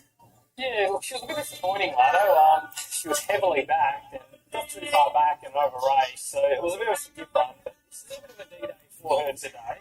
She could have finished the race off a little bit better last time, all the same. The run prior to that was solid first up without sort of raving about, but look, she gets the right set today. J-Mac low draw in a race with no speed, back to the mid-leagues. It does flip her race, but she's got to go out and do it. If you don't want to take the shorts, and I can understand why, we'll also direct you towards here's the 7. It's a wonder at $12. I like the trial, best last 200 of the trial session, latest behind Jimmy Starr. Look, she did with first up last preparation at 1300, so I don't see 1400 being an issue. I just hope they roll along fast enough for her, but she's certainly the one at sort of $12 there that you could have something on if you don't want to sort of take the shorts about the favourite. 3, 7, 4 and 1, my numbers. I thought outside of that, Larola did beat Home Dance the boom the other day, so you could argue there's too much between them, although I think it went wrong for the favourite. Look, Dance to the Boom on top, but I think I'm a little bit $65, so I'd probably be steering punters to the 7. That's It's a Wonder, 9 out of 12 in the last 15 minutes with the bookies for Tyler Schiller. Dance to the Boom, best back at the top, 7, $1.75 into 165, and Laroa is 5 into $4.60 is the best back to beat it. Smart Bear already a listed winner against J-Mac first time. Dance to the Boom, Davo. Yeah, look, her first run was acceptable, heavily back last time, disappointing, but with excuses. So it is a little D-Day for her to find out where she fits. Her form last prep was great, beating Home Shoisha and Midnight Dynamite. So she's there. They're ready. Race 4 on this 8-race card today. And they're racing. And Dance to the Boom left well off the inside and is going to lead from Sweltering, so Crazy and Love being sent forward. Now, Laroha jumped all right, but it's being eased back. Kind Words gets past it. And It's a Wonder resuming today is going to settle last of all. So McDonald has the short favourite in front, Dance to the Boom. So Crazy and Love parks up on the outside. Kind Words rails through. On the inside is Sweltering, 2 off to Laroha. And It's a Wonder is back last of all. So Dance to the Boom use the inside gate and travelling pretty kindly in the lead here for J-Mac. Leads out by a length to So Crazy and Love. 2 for the back to Kind Words and Sweltering the outside. 2 for the back to Laroa. Just racing a touch keen. It's a Wonder is last of all, but improving its position as they come to the turn. Dance to the Boom of the 600. A narrow leader from So Crazy in Love, and It's a Wonder being satellite by Tyler Schiller. Quickly dashed up going to third, followed by Kind Words Sweltering. And Laroha gets the outside, running right around the field. Dance to the Boom swings in front from So Crazy in Love. Laroha and It's a Wonder on the outside. It's a Wonder's run its race. And Laroha goes to second, giving chase to Dance to the Boom. Dance to the Boom lead by 2. Laroha goes to a clear second. Finally. Trying hard. Dance to the Boom in front from Laroha. And Dance to the Boom's going to lead all the way today, beating Laroha. 3, 4, 1, and 5. 3, 4, 1. It's a double for J-Mac. Latest, Dance to the Boom pays odds on across all of the 3, 4, 1, and then probably 5. Yeah, look, she's done. Yep. 3, 4, 1, and 5. It's a bad idea. Tuner.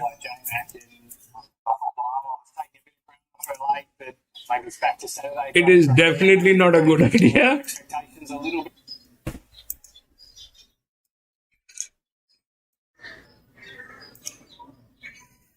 So 3, 4, I understand that worked. Then the 1, which was the highest. And then 5. This is new. I mean, it is definitely a drop in class. This is definitely a drop in class. But how can a linear have no pressure? This I could not figure out.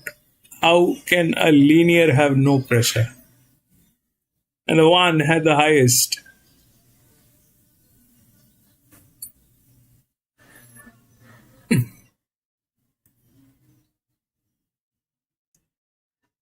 Anyway, that worked. This is the first time that worked.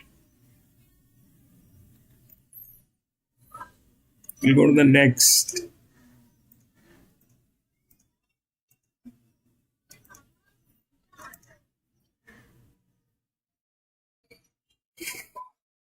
One 189 all scratched.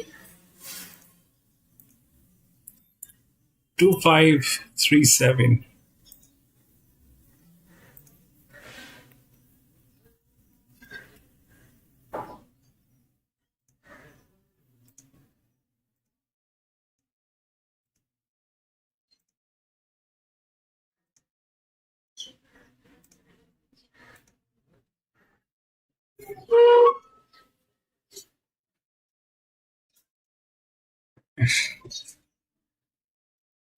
We are back to a benchmark 62. 72.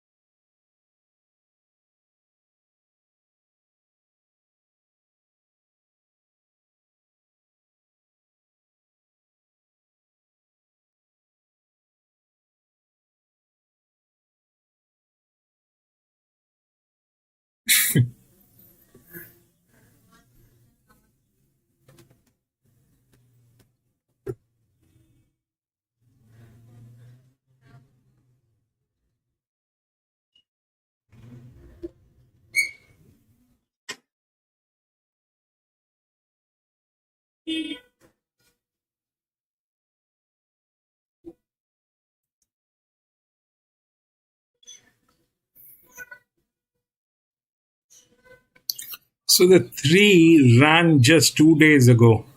Okay.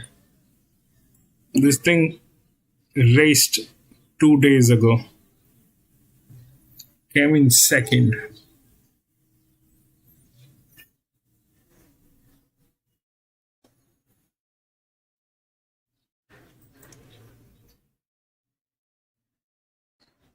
It's a huge difference. It is a huge difference between these two horses. It is a 178. This is a 10. This one has more pressure. That's 466. Would be 62. So 10 is in. 10 probably will get into a place. 10 will get in. The question is 2. So far, the pressure has not worked. All right. On these horses, I mean, here we were at a benchmark 72, 54, the 6, 150. This one, 51, did not work. Okay. That was the same class, benchmark 72. Here, this is a 43. This is probably the worst. No, the second worst. There's 137, which is here.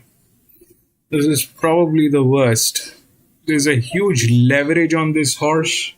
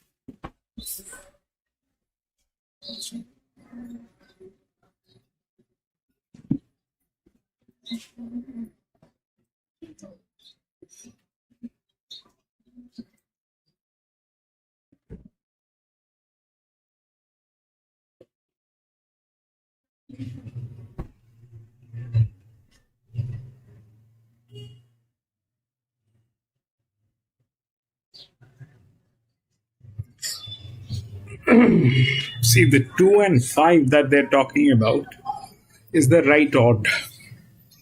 But the question is, uh,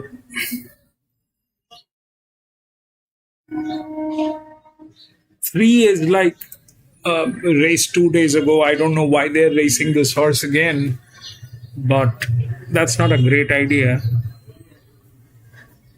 Either it is going to work or it will not work.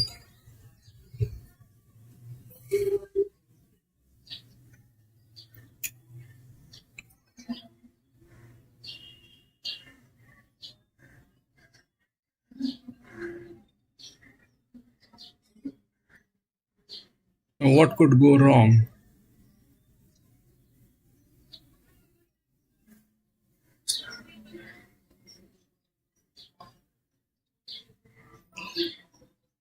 Then probably is in some kind of an arrangement.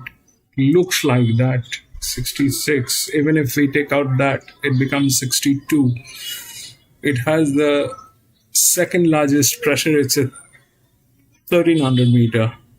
That they don't come together.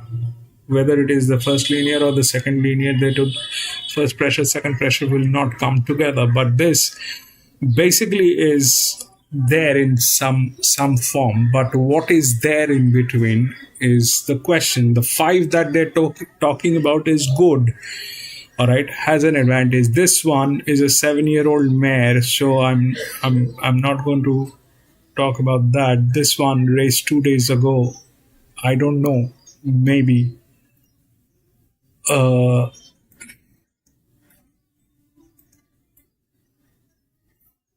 this 49, this will drop below. So yeah, this is good, but the problem is it is going to come from gate number 9. Okay, does it have the advantage or anything like that?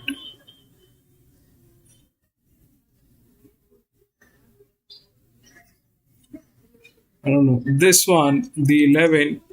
So this arrangement is firstly wrong. Okay, uh, let me put it this way. This is at 78. It did not work.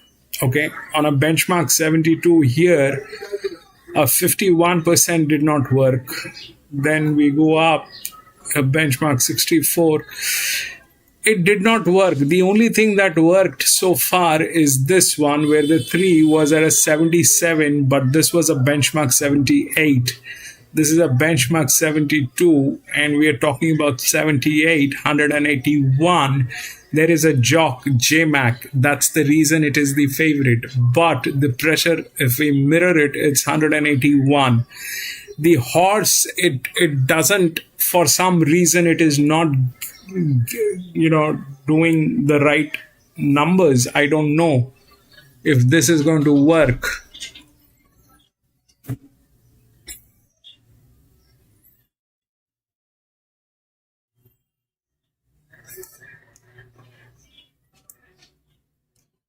If this works, this should also work.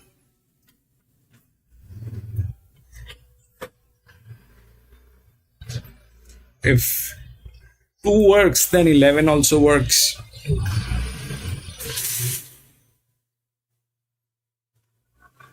Then why not 11? Why, what's wrong with 11 then? If we can talk about 2 at a 43, 181, then this one with that advantage should also work, ideally. But the question is whether the 2 is going to get through with that pressure. Whether 2 is going to get through with that pressure.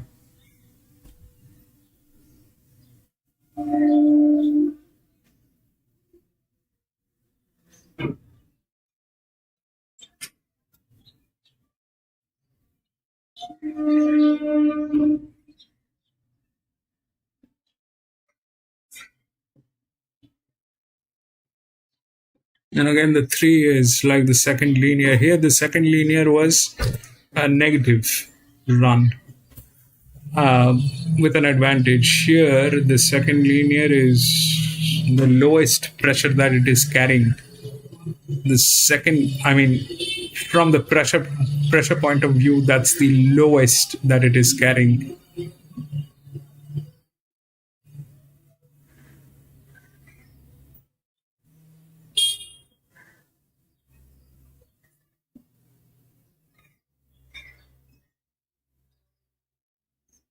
A 7-year-old will let it go. 11. 5 is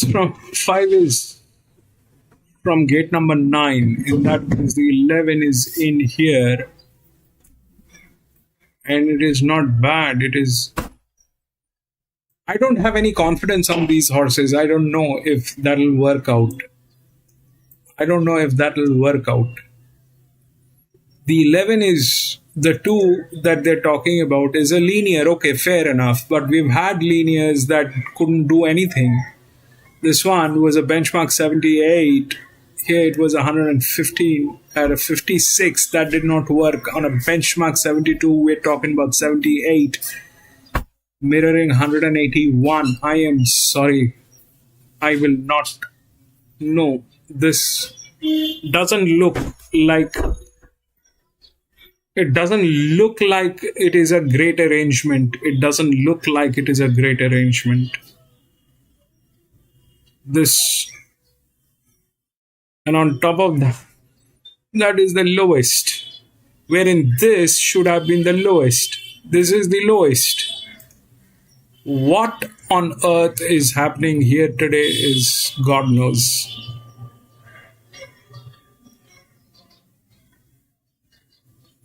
What on earth is happening?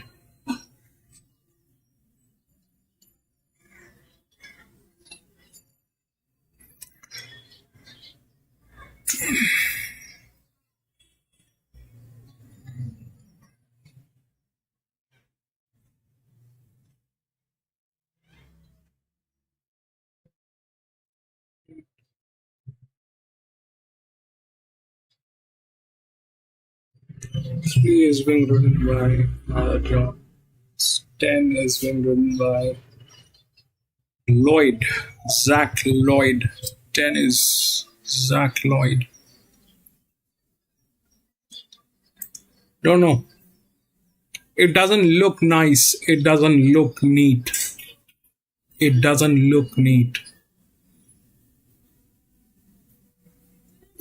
Plus, the other thing is that, this one was a benchmark 78. This is the only place where the pressure actually worked. Rest everything is absolutely disastrous. So let's say even if we want to take a call that this is not going to work, and something from the advantage side will come up. In that case, also, the 5 that is a 0-0 is from gate number 9.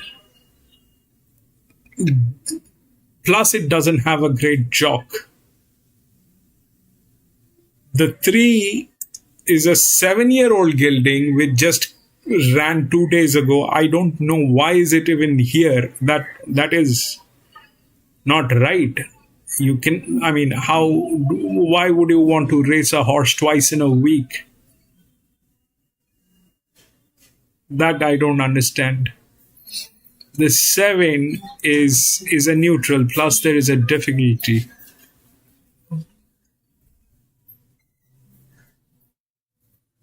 $49. I don't know this. This is not a great arrangement. If the 2 wins, the 2 wins. But I do not have the support to talk about it. I do not have the support to work with it.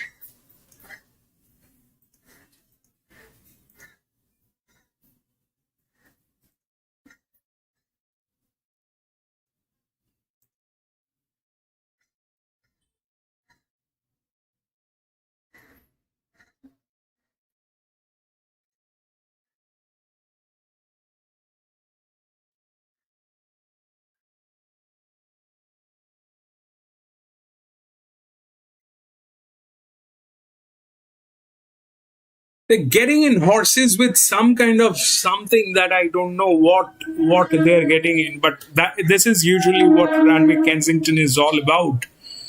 It is like this. Kensington is like this. Even if I go back a few months ago when we actually raced here, it was a very bad experience that day. Now I remember, but it was a very, very bad experience that day. Kensington was bad that day. And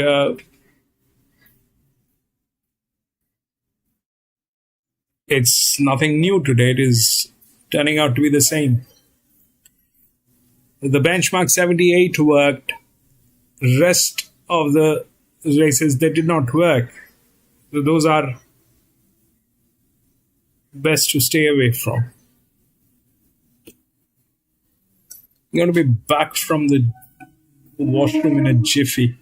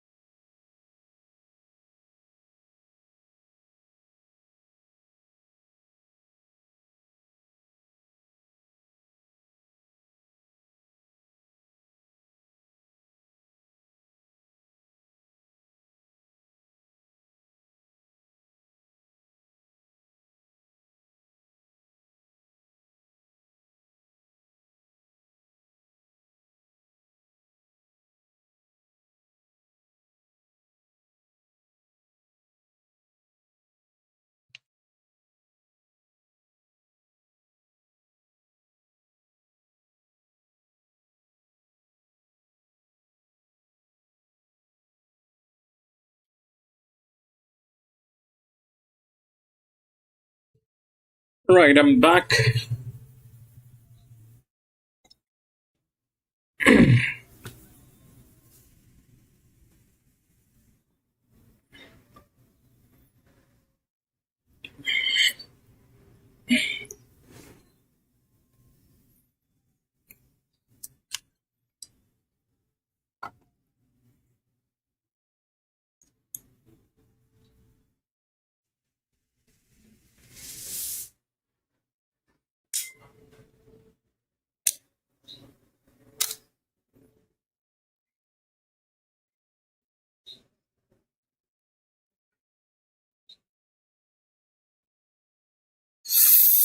Five.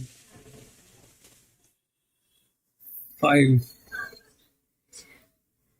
The 5 is the right odd, but it is coming from gate number 9.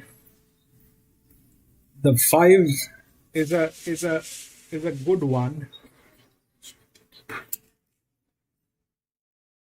The 5 is a good one, but it is coming from gate number 9. I mean, technically speaking,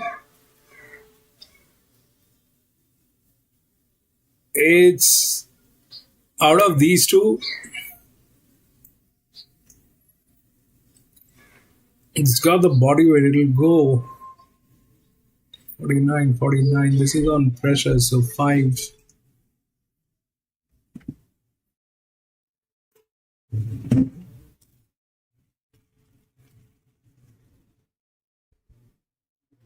But the problem is jock, problem is gate.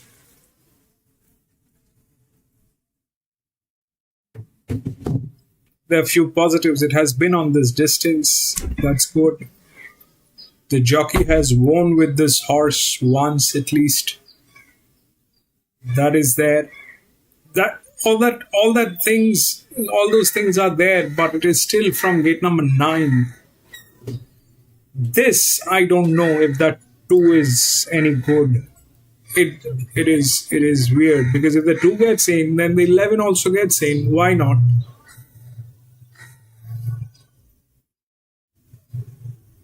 And then there is no question of 10.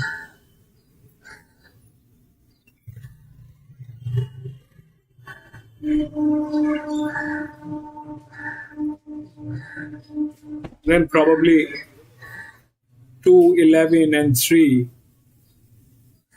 here. This will not get through, or maybe it will get through. But ideally what should happen?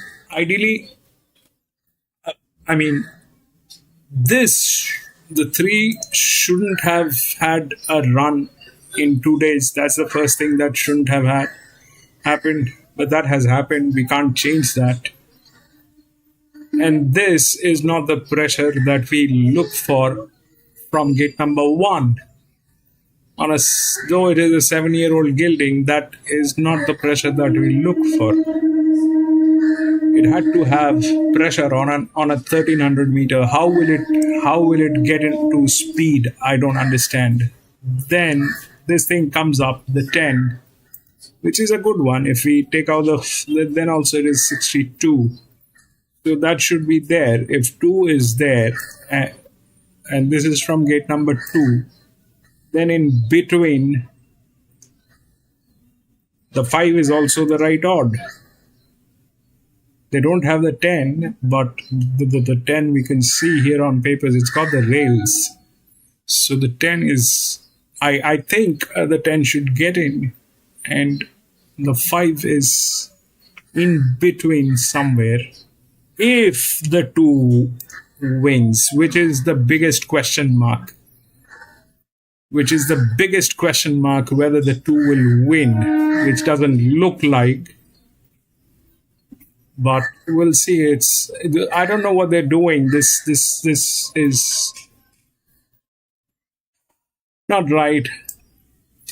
They spend a lot of time to do this, and if they bring in these horses, it only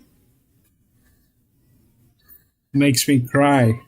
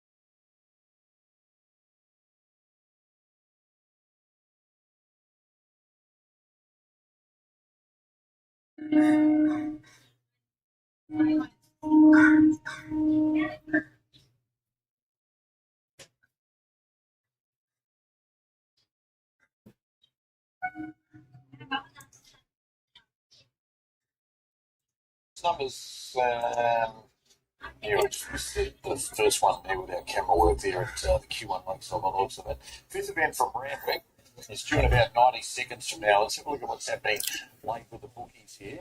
And Verbal a favourite 280 to 290, and Stagnum's best back to beat at Davo in your mix, 420 and the $3.60.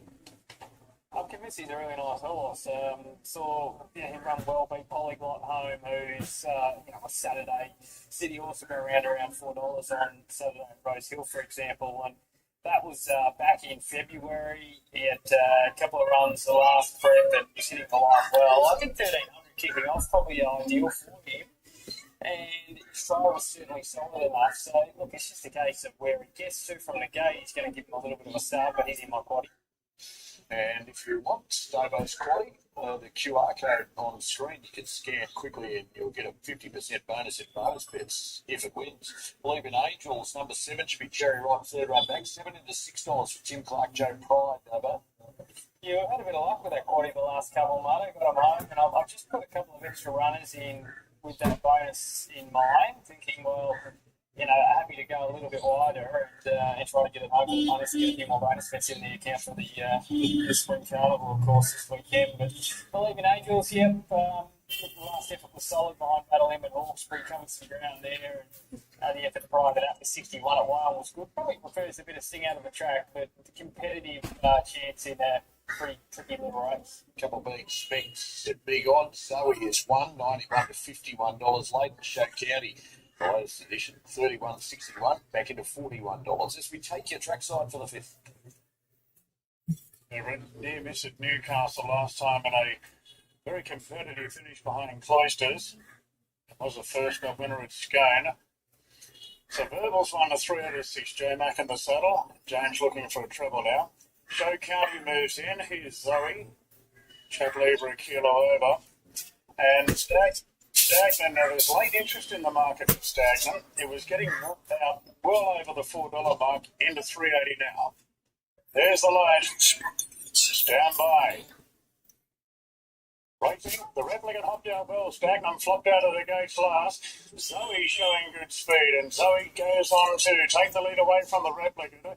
Show County's whipping up. The favourite Verbal is next. So Verbal goes to third now. The replicant back to fourth. Then can bring a race, I believe, in Angels. But the 12-6 back, and Stagnant is the last one.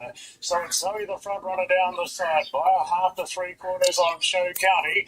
They're followed after 2 lengths to Verbal on the outside of the replicant. Then can Believe in Angels, together with Ring a Rose to the outside. Boy, Believe in Angels is firing up there on the fence. A difficult ride at the moment. Placid Pearl is back together with Stagnum. So Zoe leads to the third narrowly from Joe County. Then the replicant Verbal giving every hope. They're followed then by Believe in Angels, Ring a Rose to Stagnum. Got it all to do, together with Placid Pearl. End of the straight, Show County moved up now and took the lead away from Zoe narrowly. Verbal is in striking distance, going after the leaders. Now Stagnum's running on well on the outside. The replicant's badly held up. Here's Stagnum sustaining a long run, coming right down the outside, going up to join Verbal. And Stagnum from last hits a narrow lead. In fact, it's drawing away now, and that's been a great first up win. Stagnum 5-2. down, Verbal. Tuna! Angels third. One out Placid Pearl. The replicant got close to heels. They're followed by Ring a Rose. Show County got tired, and so did Zoe. Stagnant beats Verbal. Does look like 7 in between runners there. And those yellow colours, Believe in Angels, get third. Reckon it's 5-2-7 there. First up win for Stagnant, but second win at start number 6 for Team Hawks. Over. He's got that really nicely. Well, prepped up for the return today. 13.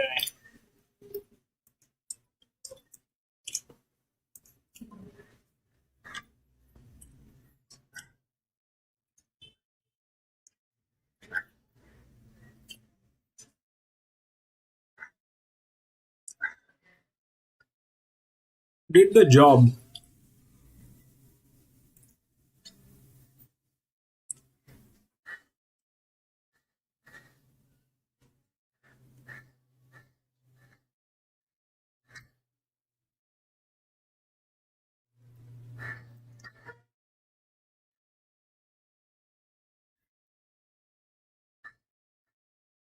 I'll get the numbers. Wait.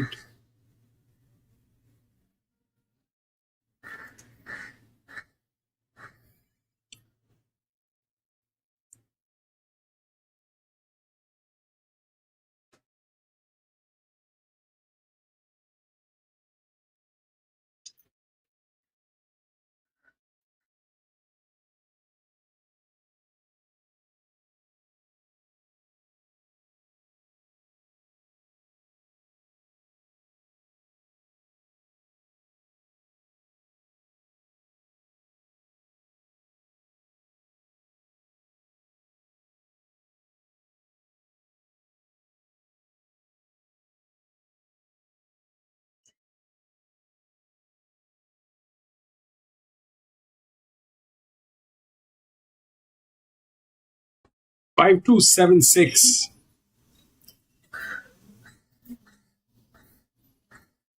5, 2, 7,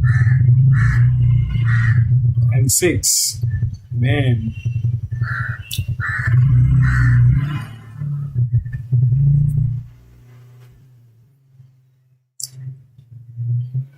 This was not.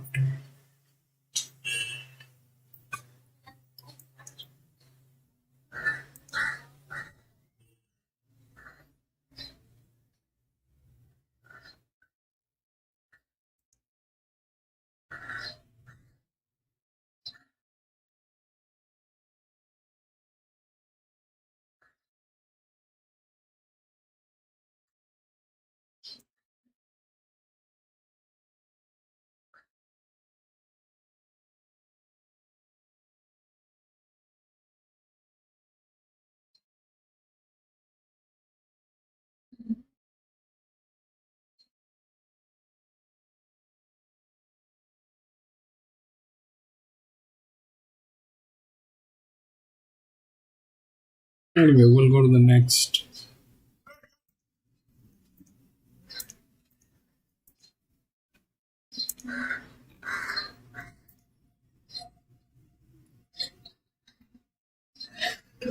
One and two has been scratched. 7, 6, 9, and 11.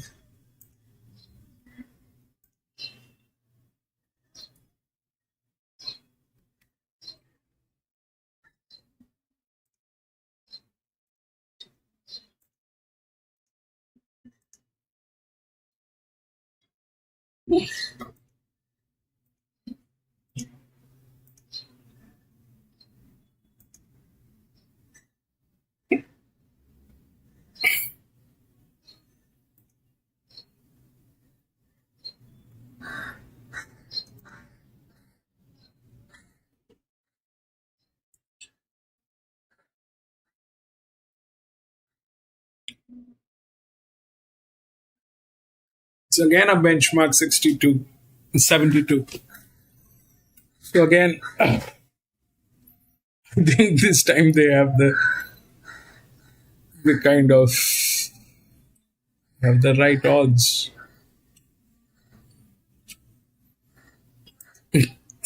This time, this is more sensible, I think.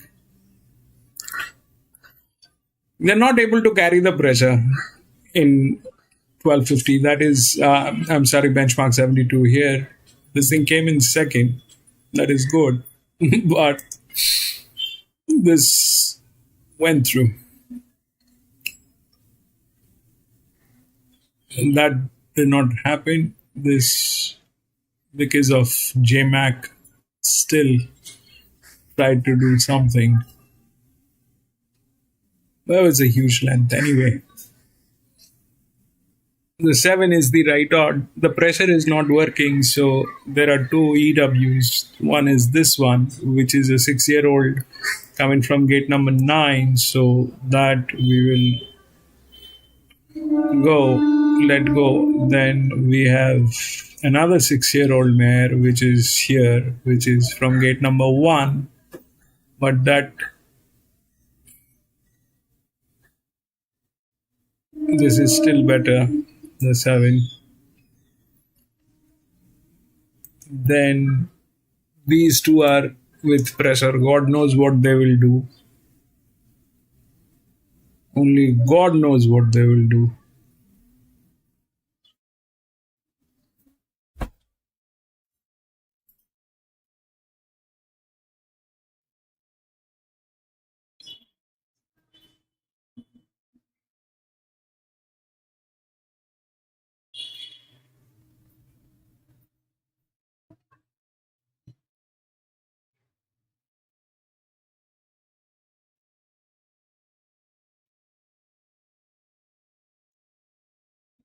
I mean, I can't even say that no, here this will not work. This is not going to work, and the 6 and 7 will be a queen. I can't even say that. Why? Because I don't know whether they'll be able to carry that pressure. So far,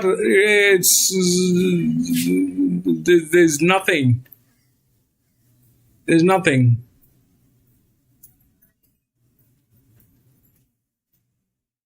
I won't be surprised if that 4 gets in, the other low pressure, or the 3.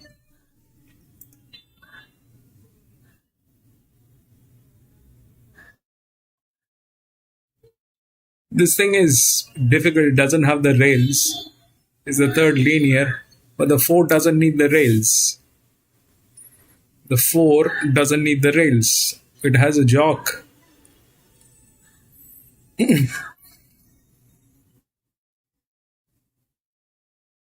I mean, will not be surprised if it plays here. 478. It may not even go to that section of,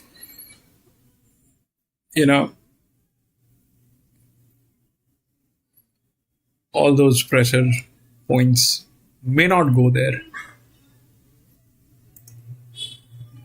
11 has the lowest pressure on a 1250. Can you beat that? Is this how it works? Ideally, what should have happened? Ideally, the 9 is difficult. Plus, it is like that 55, 00. So 6 and 7 should be there. And 6 should win. Ideally, 6 should win. But here the 7 is the favorite. Like that. And that's where it stands. Ideally, 6 should win. But I'm sorry, it's not going to work. Maybe the 7 is going to win because there's no pressure on this horse. And they will not be able to carry those. We'll see. But ideally, here, this should have gone through. I understand this is a little heavy.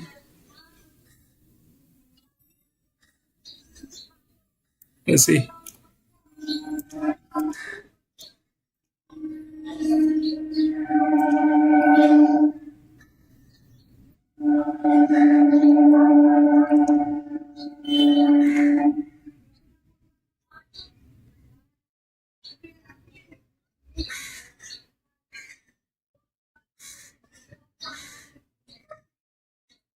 But we have some good races coming up this Saturday at Caulfield.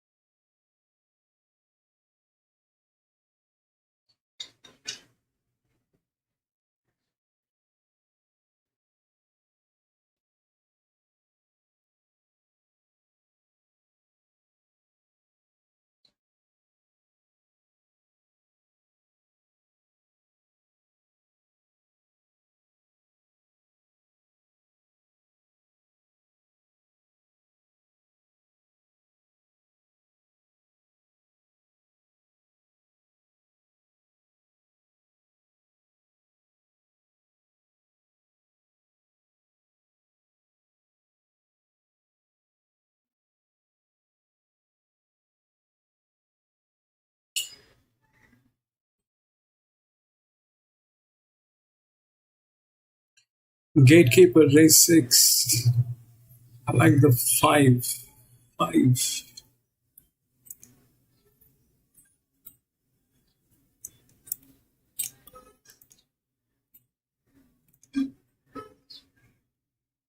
Master of Disguise, is that a name?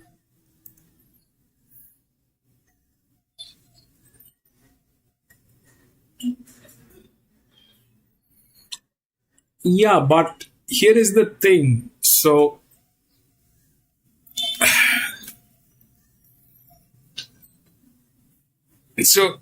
let's see what the 5 is. Okay, the 5. Now, if we look through the FR, it is here. Okay, it is the second worst. Again, what we had here, the 2, the second worst. It is the second worst. If we look at this one, so it is one of the larger inner drifts. Okay, it is one of the larger inner drift. So what do you require with this horse is a low pressure. With this horse, you need a low pressure. Like for this one, we have 7, which is good, but the horse is bad. For this horse, it cannot be a pressure play. It had to be something like this one, something on those lines. It generally wouldn't go on negative. It generally wouldn't, like here, I did not know what was with this guy because it went on negative. All right, it generally doesn't. A linear cannot go on negative. If a linear goes on negative, then there's a serious issue. Having said that, this particular horse, these are the characters. All right, we have linear, second linear drift, EWs, all those. So when we look at the drifts, if it is a linear drift, then we needed a low pressure on this horse, which is not there. Which means that the horse will have to be extremely good to defy the physics. The horse will have to be extremely good to defy the physics. Looking at the condition, that doesn't look like. It had to be, this is not the place to experiment with all that, This is not the place to experiment with all that. Even if that horseshoe, let's say you like that 5 and the 5 gets into a place, okay? That would be one of many things that could have happened in this track, and that's best not to consider in your future endeavors. Why? Because today, first of all, we are talking absolutely nut situation. I don't know what's going on. This has a good hand. This has a good hand. You have an eye. This has a good hand. It is the difficulty is not great, but the horse is like that with that pressure. So can it get in?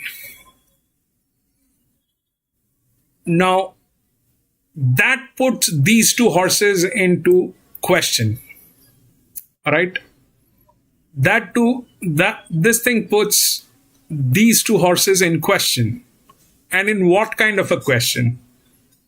If, let's say, 6 and 9, the first and the second linear, both with the top pressure, they fail, which is a possibility that they will fail. It's a benchmark 72 and they have not been able to carry out pressure so far on a benchmark 72. So if these two fails and then this thing takes up, then this is winning. This is the winning horse. But to believe that it is going to win, this number should have been a lot better than what it is. Plus, it needed a jock, which is not there. Let's say it's a drift and it doesn't need the physics or the rails. It can work on its own. Even then, you have two great difficulties. One is the horse is not looking great. Two, you don't have a jock on this. Not one of the best jocks to deliver this. They're not even expecting to win. Let me put it that way. They're not even expecting to win. They're just there. Now, what might happen? Let's say, what might happen?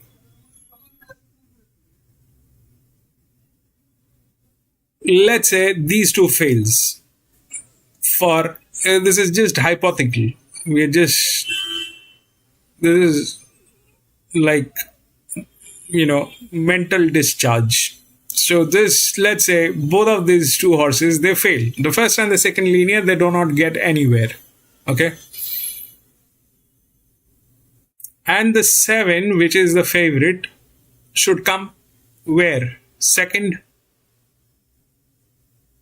All right. The advantage generally comes second. In that case, the pressure should work. But the pressure should have been on this guy with a better number. This pressure, this guy, it doesn't match. Like here, this number 10, 44, we take out, it becomes 41. So this is 41. This is also 41, but this is a 6-year-old mare. This is a 4-year-old mare. So this is the second EW. All right. This is the first EW. This is the second EW. Definitely the advantage is more here. But the problem is it is coming from gate number 9 and it is a 6-year-old mare. And people have chosen this one. The odds are on this one. The difficulty is not huge, but it has advantage.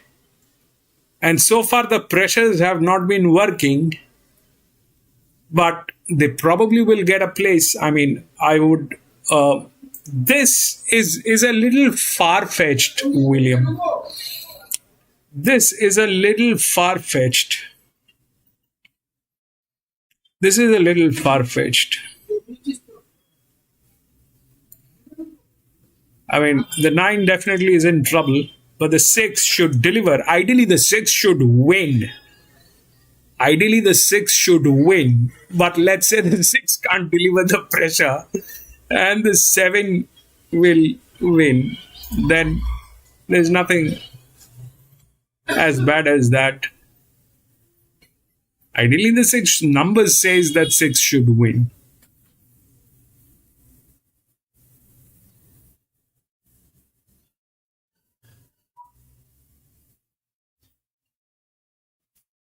And then something from the low pressure. So the low pressure is here, the 7 they have taken. The 3 might get a place. Why? Because it cannot win. So there is no physics on this horse for this to win. So it cannot win, but can get a place. So that's that. This is from gate number 9. And the question is, these 2 horses will get to see what they do. I mean, ideally it is 7 and 6.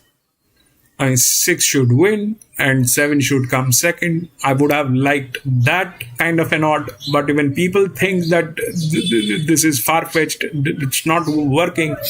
Benchmark 72, and we have seen it's not working. So this is probably not the best place to, take a chance on those things. You may want to consider a lot better place like Randwick, Royal Randwick, or Flemington, where you have a hunch on those things. Where you have a hunch on those things. This is probably not the place. This probably is not the place. The thing is, treat horse racing like, stock trading, how you do stock trading.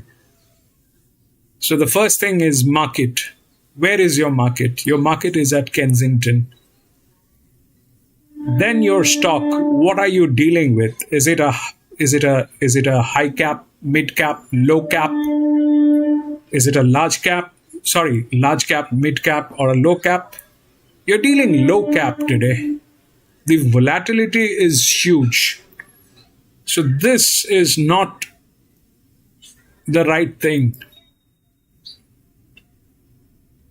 This is like, you're trading crypto in a very shady exchange, in a very, very, very dicey exchange.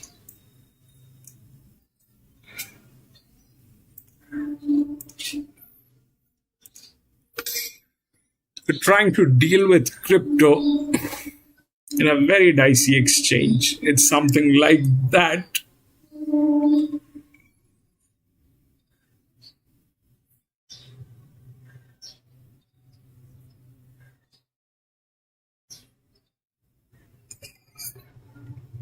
I do take those chances, gatekeeper. I do take those chances where, the quality of race is a lot better. But here, probably no.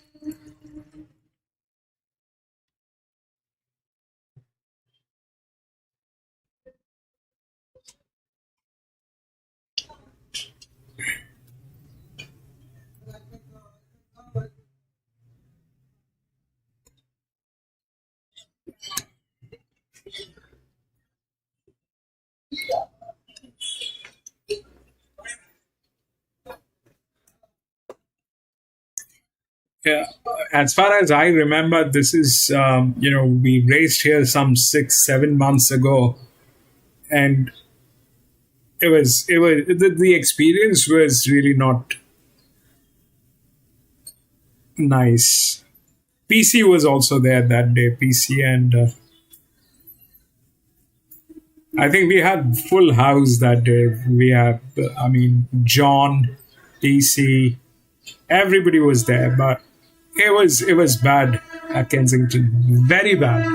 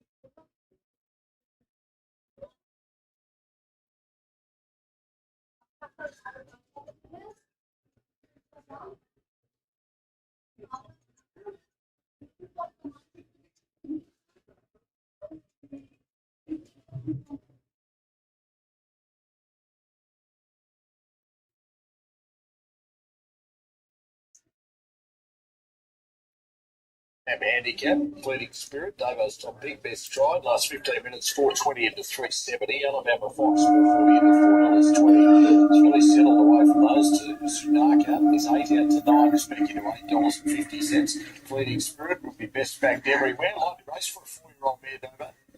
Yeah, she is, Marto. She ran second to Meridiana in that going back in March last preparation. Of course, that horse won impressively first up there, midway grade this time in, and looks a real promising one. Beat Monty BB in a super maiden after that, a horse that had been competitive in group company.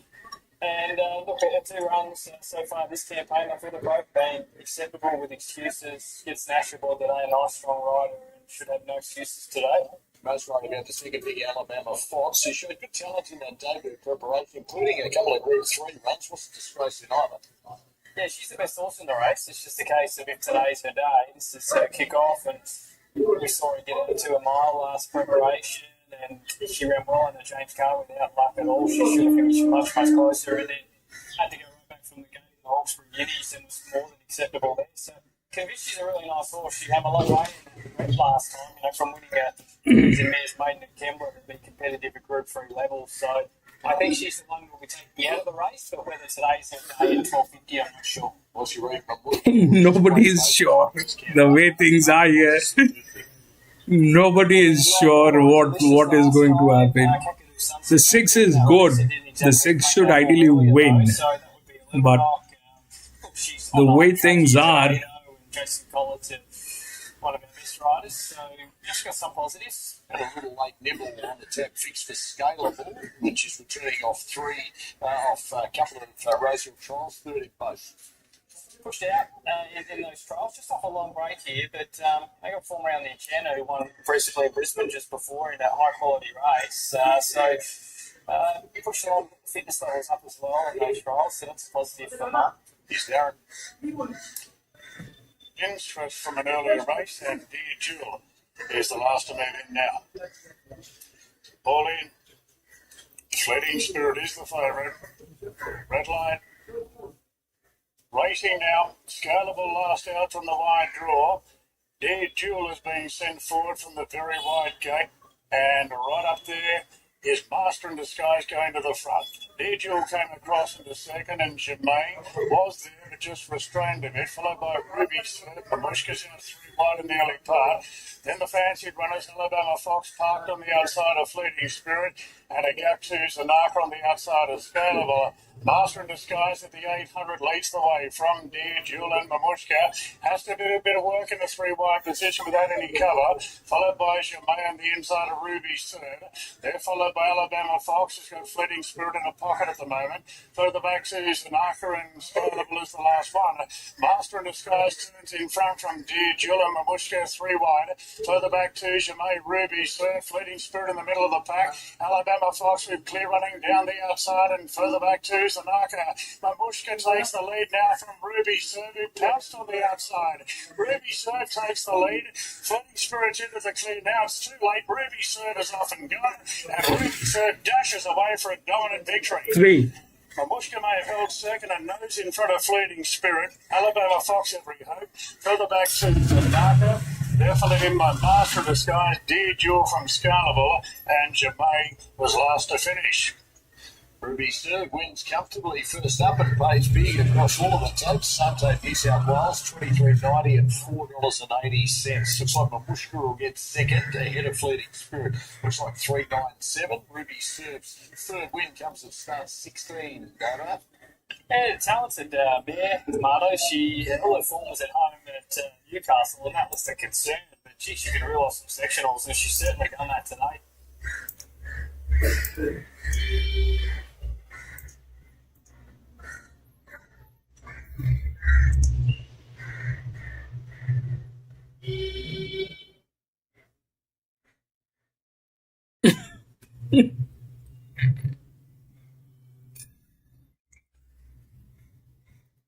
I had a feeling it'll end up here. It may not just go up.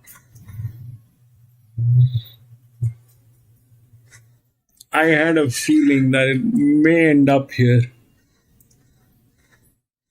So you see, the thing is, William, you were talking about this one. It is a 39.24. All right, this is a 43 and 8. Okay, 43 and 8. Mirroring 18. 98.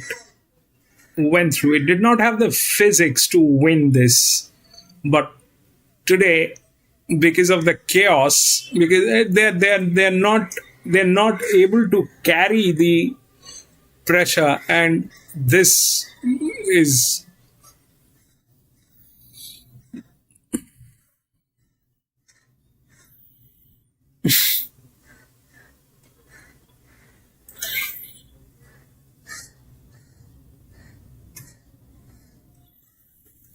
when it gets here, it is difficult to assume that they will deliver. That's the first thing. The second thing is, when it is what is happening today, it is best not to do anything.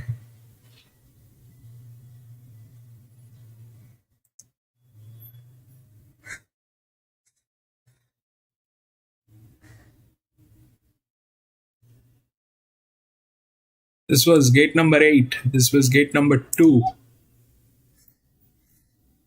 Both were 43. This was difficult. This was okay. I just did not want to go with it because there was, the physics was not there. But today that doesn't matter because they are not in a position to deliver. They're not in a position to deliver. Very bad, actually. I don't know. This is like bad.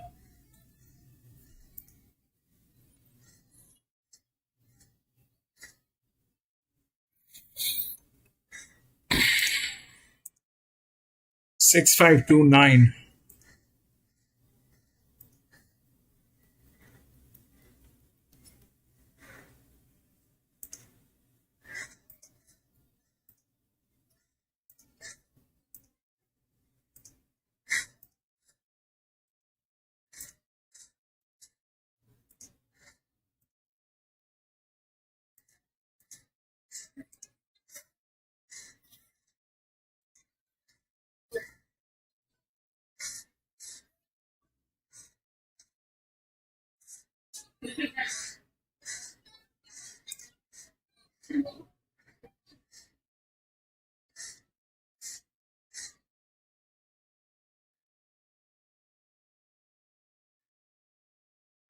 See, like here,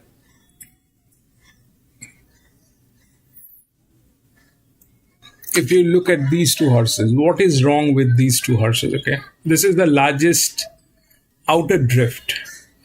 For an outer drift, this needed to have a lower pressure than this one. This is the linear. It doesn't have the physics to win or the rails, but that out of all the pressure horses, you see that linear has the lowest pressure for God knows what reason. Okay, then this one, the 2, this horse needed a lower pressure like this one, right? This is the largest inner. It has a low pressure. That's a good combination. This is not. This is not. This is a bad combination. So the 6 is the favorite. Let's take a look at the 6.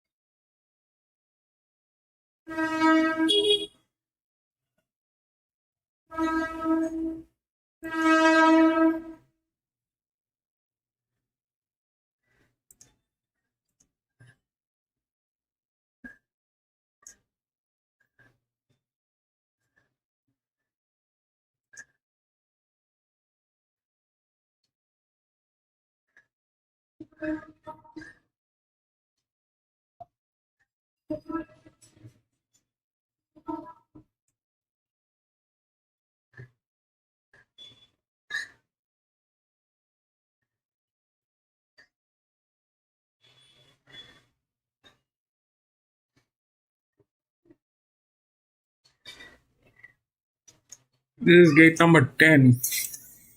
1400 meters. That's bad.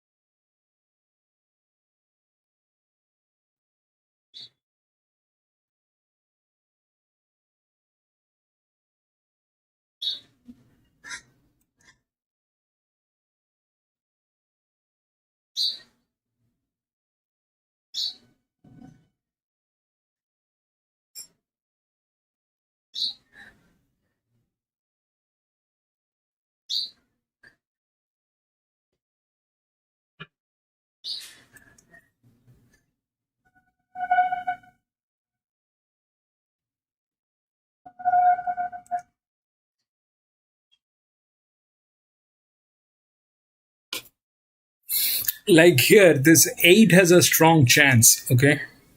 This 8 is still 46. So this horse is a good one, okay? The 8. But the problem is this, that it doesn't have a jockey. That's the first thing that it doesn't have.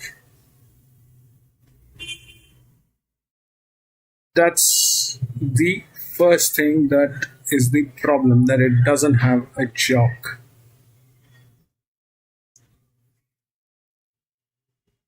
Just there. Right. Putting size. So this is also bad.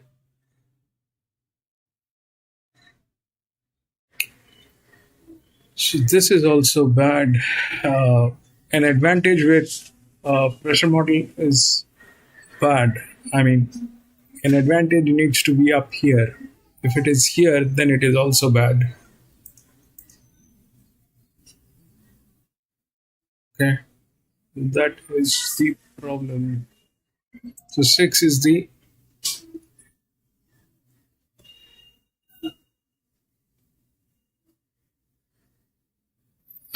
so what exactly is this? All right, so let's see. This means that the horse has pressure. All right, when we go from top to bottom, from largest to smallest, here the smallest means that it has pressure. That is the highest pressure. But this is, it does not make the right sense.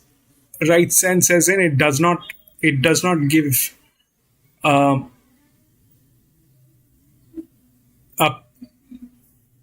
this is on pressure, plus it has advantage. That means even that advantage is a pressure for this horse, okay?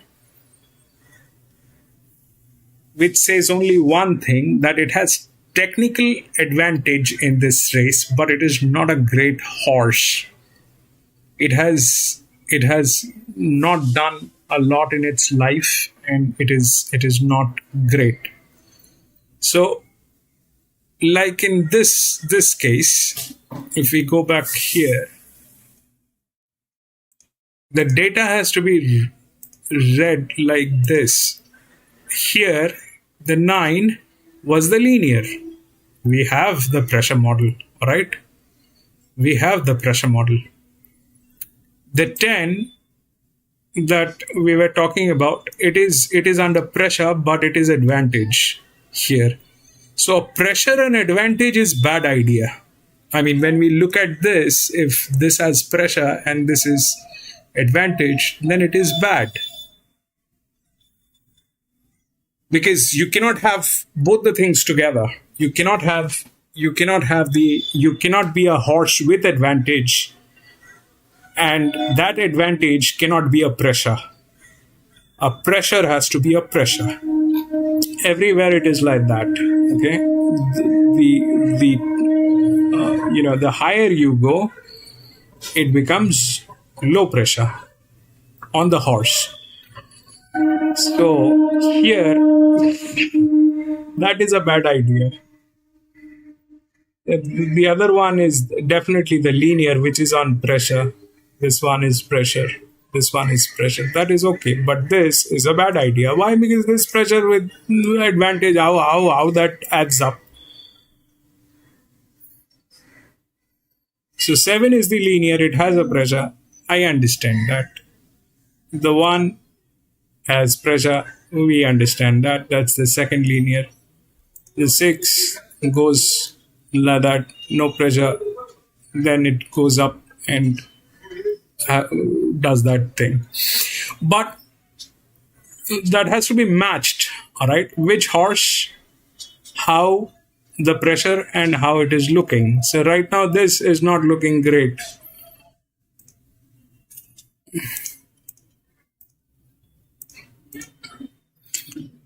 So that 9 is not looking great because this is becoming a pressure for this horse. 6 is the neutral, which is they're talking about because the first and the second linear are kind of. This one is the second linear, which is coming from gate number 10. Does not have what it doesn't have.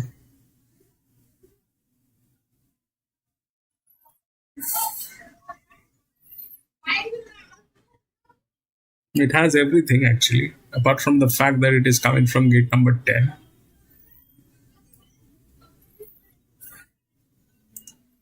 It has a jock, it is the second linear, has a pressure. But will it be able to carry that pressure? That's the question. From gate number 10.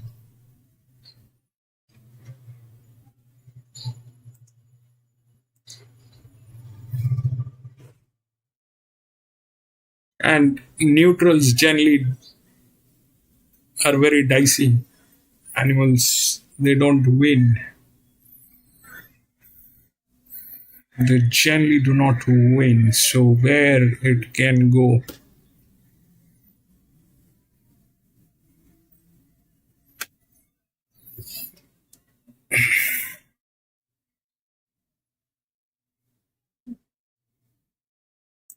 This is bad. This horse, that pressure is bad. This horse, that pressure is good, but the horse is bad.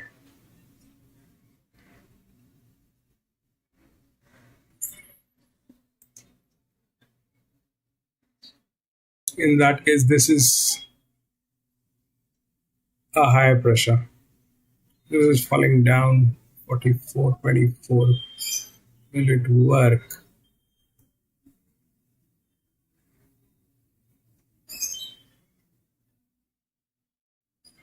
I don't know about 9, but this looks like here 6 and 5. Because the 1 is from gate number 10, and God knows whether it will be able to carry that pressure. I don't know. It's not working. In simple words, today these horses are not able to carry or deliver those pressure. It's a 44. Here it falls to 17. This is the highest, which is 24, but that's a 44. This is a 46. This is a 44. Take out the difficulty, it will become 41. This will become 46. 48. Sorry. So this will become 48, 53. The 8, this one. That 8 is a chance. That 8 is a chance if they know what they're dealing with, then that 8 is a chance. The 8 might, because this is high, definitely. If you take the difficulty, it becomes 48, but it is still 52. Take out the difficulty, becomes 51. So that's 55, 51. This is gate number 10. God knows whether it will be able to pull the pressure. Then it might be 9. Then it might be 9. So it's either this two, 6-5 or 6-8. The 8 has a good chance today. It's coming from gate number 2. It has the right numbers. It has the right advantage. Problem is the jock. Definitely it has both sides of the rails, the physics, everything is there. So the 8 is a question of chance. Whether it will happen or not, I don't know. And this is not the place to practice all that. But we'll keep an eye on that 8 and see. The 6 is the favorite. The point is right because, this is here. Look at that 7 coming from gate number 12. This is 12. It doesn't have the physics, cannot win. Both sides of the rails, it can't win. plus it is like the worst. 38. The 1 is here, but it is a benchmark 72, I think. No, this is a benchmark 78. Okay. This is a benchmark 78.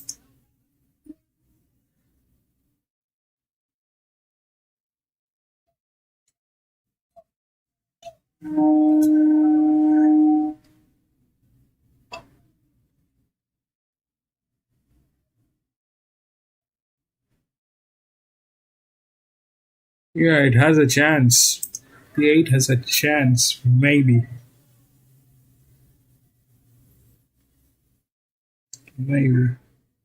This is a wrong combination. This horse, that pressure is a wrong combination. This is a good combination, the 3, but the horse is bad. The 5 they already have. That's the after this, that is the largest advantage. The horse is this. That's the EW 178 to 6. Yeah. If the 8 tries, maybe the 8 will get the 8. I mean, the 8 has opportunity today to deliver. Let's see.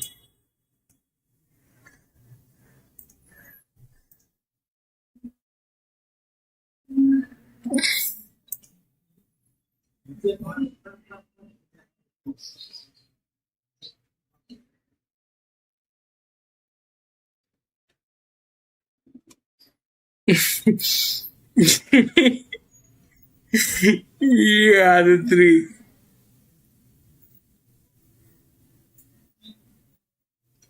7 came in third. Yeah, the 7 came in third.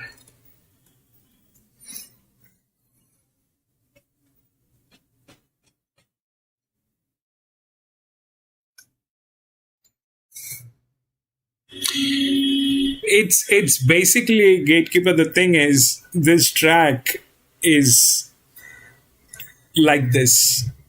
This track is like this. Uh, they bring in horses that you cannot bank on. It's a trial error kind of a place. I personally do not like to be here. I do not like to race here. I like to avoid this place. But today there were no other options and we had to jump on this. But it's good for a watch. You can take a look at it and you can see what's going on and take and build your own notes. But this is not the place to exercise. This is not the place to exercise. There are quite a few other tracks like this. There are quite a few other tracks like this where I like to stay away from those tracks. This is one of those.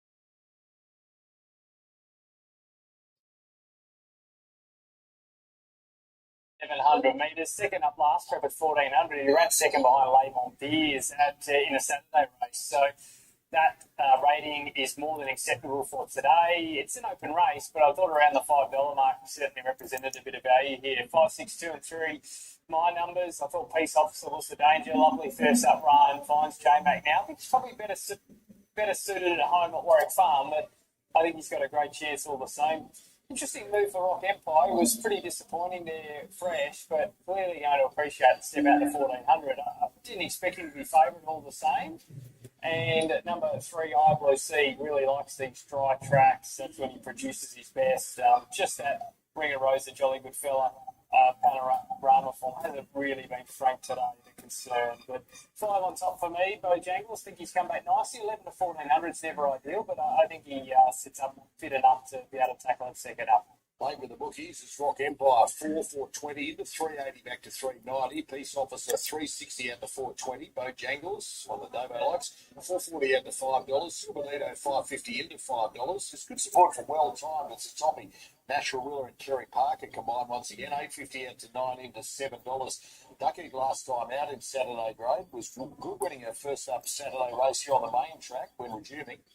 He was good beating a subsequent winner there and was given a lovely ride by Nash. Nash knows his horse really well. And last time out, he was pretty much too bad to be true for mine. He was well beaten and has a single-figure chance. He's coming off the perfect run, but he's still a better horse than that. So, which one is that one? On the Kenzo, and he has to carry 5. 2.5, but he's got the services of a jockey who knows it. Yeah, the 5 is the EWs. The 5 is the EWs. With the bookmakers, who placed overseas, unplaced all 4 of its Australian goes so far. Yeah, gatekeeper. The 5 is the EW. Here it is. Been on really long breaks as well, 55 weeks. After this is the highest advantage, but that horse is also like this.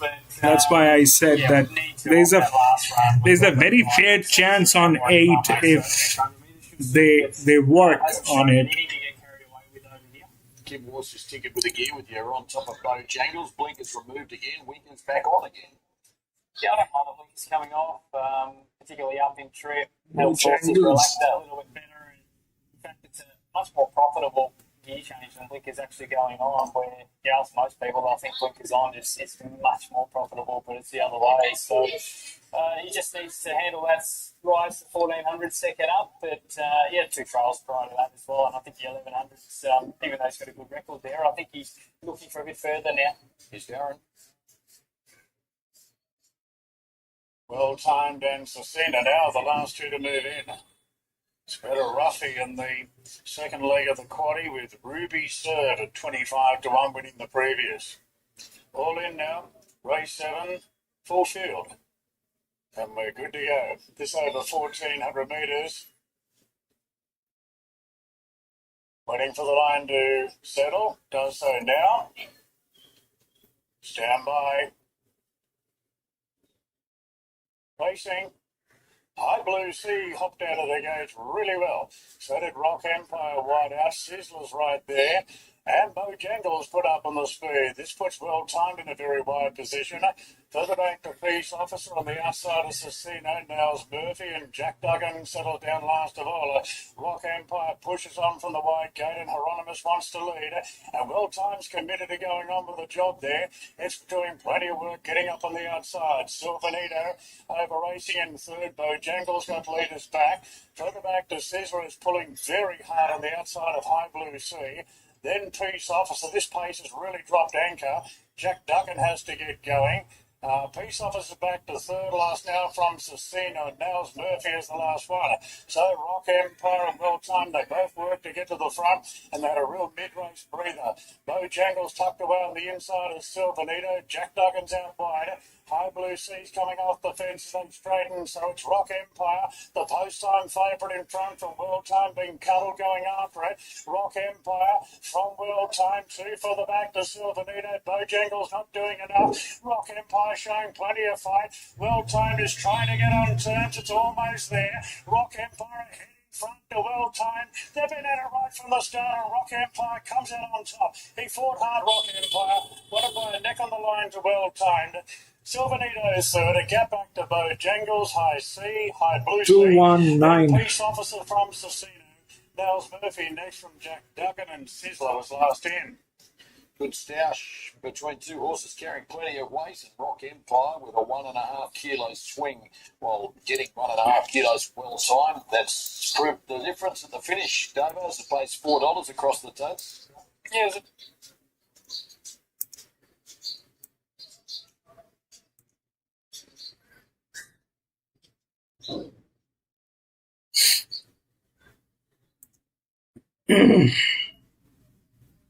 Went through.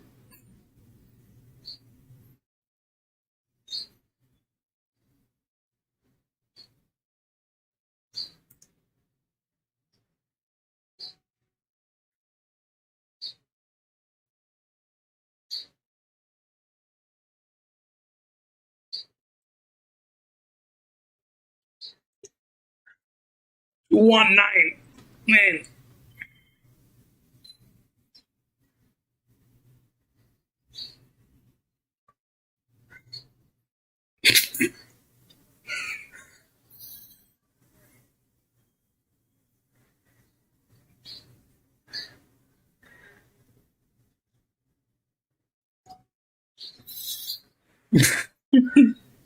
Went through. 219, 71. Leverage. Did not have a jockey, but this jockey was a dedicated jock.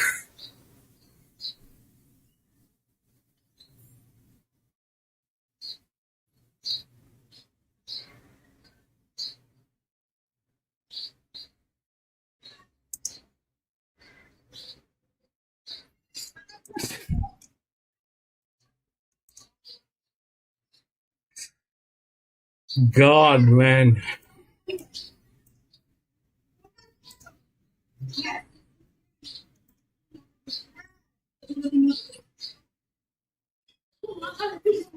Four 911 has been scratched.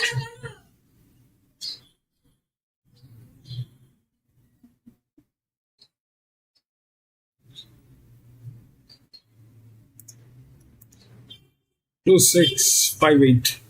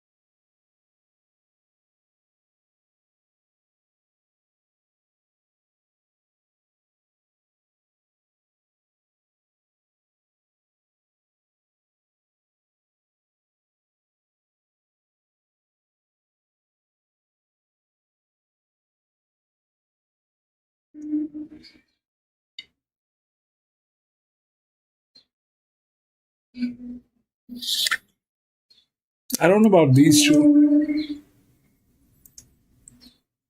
In fact, I don't know about any of them. What will they do? This is the linear, and that's the pressure. It says benchmark 78, 14. We have a jock, but this jock is an apprentice on this.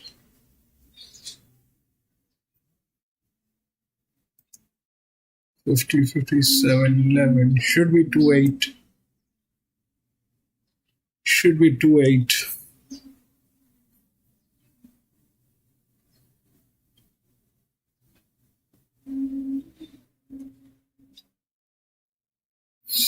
Here what happened, that 2 went through.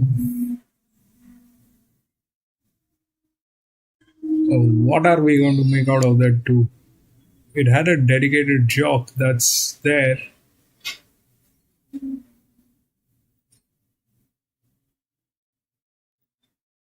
That's bad.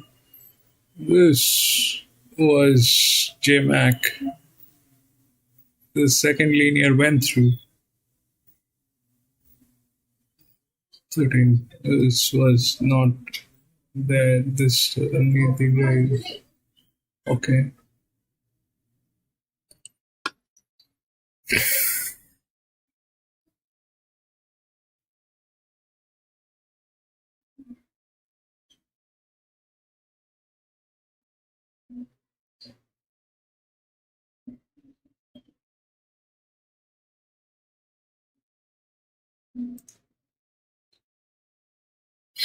It's got the physics, it's got everything, should win. But whether it'll be able to deliver that pressure is something that we will figure out. And the 8 is the EW anyway, which is up here.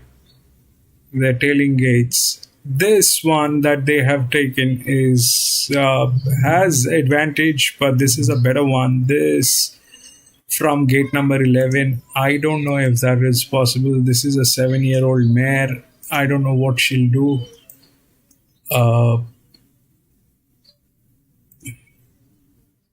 Right, if it falls back, it falls back here with the pressure line 43, 41. In fact, 9, 2, 3, 4, 10.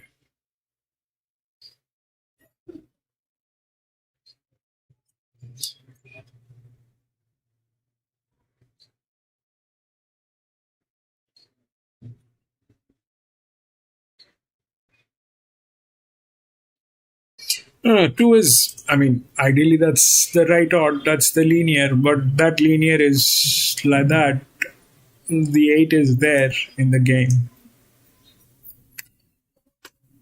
This, I don't know whether it doesn't have the physics to win, but we'll see how it works. This is very wide, has advantage, but the advantage is more here on this horse. Both of them are 5-year-old. To get anywhere, this will have to be raved. And if they rave it, it'll go out of gas.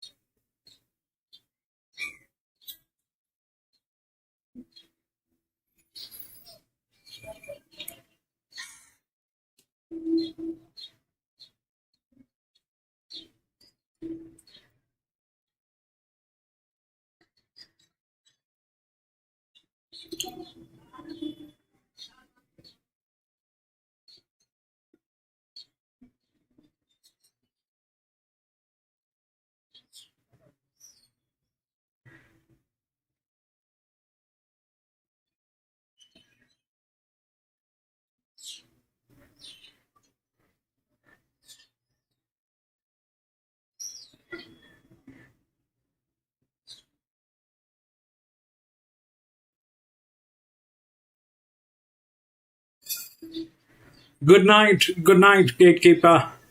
Thank you so much for being here, my friend. I'll see you on Saturday.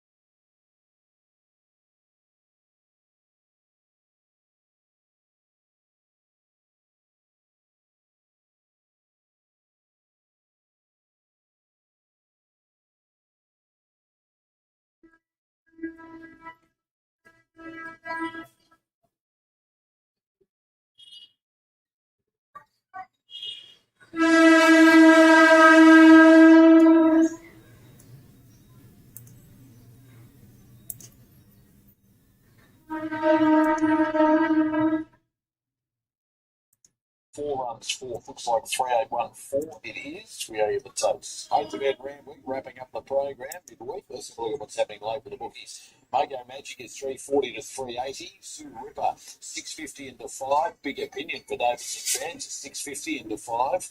The two best back to beat the favourite. Bianco Villano's rank outsider resumes from a break $26 into $20. So good support for both Zoo Ripper and Big Opinion as your top pick, David. Yeah, I'll take any of them, Mardo. Well, if we can get this quaddie home, that would be nice. We've got 1, 2, 8 and 10 in the last leg, so fingers crossed for anyone who did take that earlier today. Did a nice little bit of play money for the weekend for the big spring races coming up on Saturday at Rosehill and Caulfield. Of course, Caulfield Guineas down south, and a good card at Rosehill too. So, yeah, good to see some late support. Big opinion, obviously off the got a country win, but did run good time, and profiles like the step out to 1250 is going to really suit here. Mogo Magic hasn't won for 800 days as a 6-year-old. It's only had 15 starts for 5 wins. 2 of them have come second up, which is the case today. Yeah, look, he's a horse that promised the world early on and really went through the grades quickly and then sort of found his mark and was exposed. But I think he's come back nicely after another break. He's still a really talented galloper.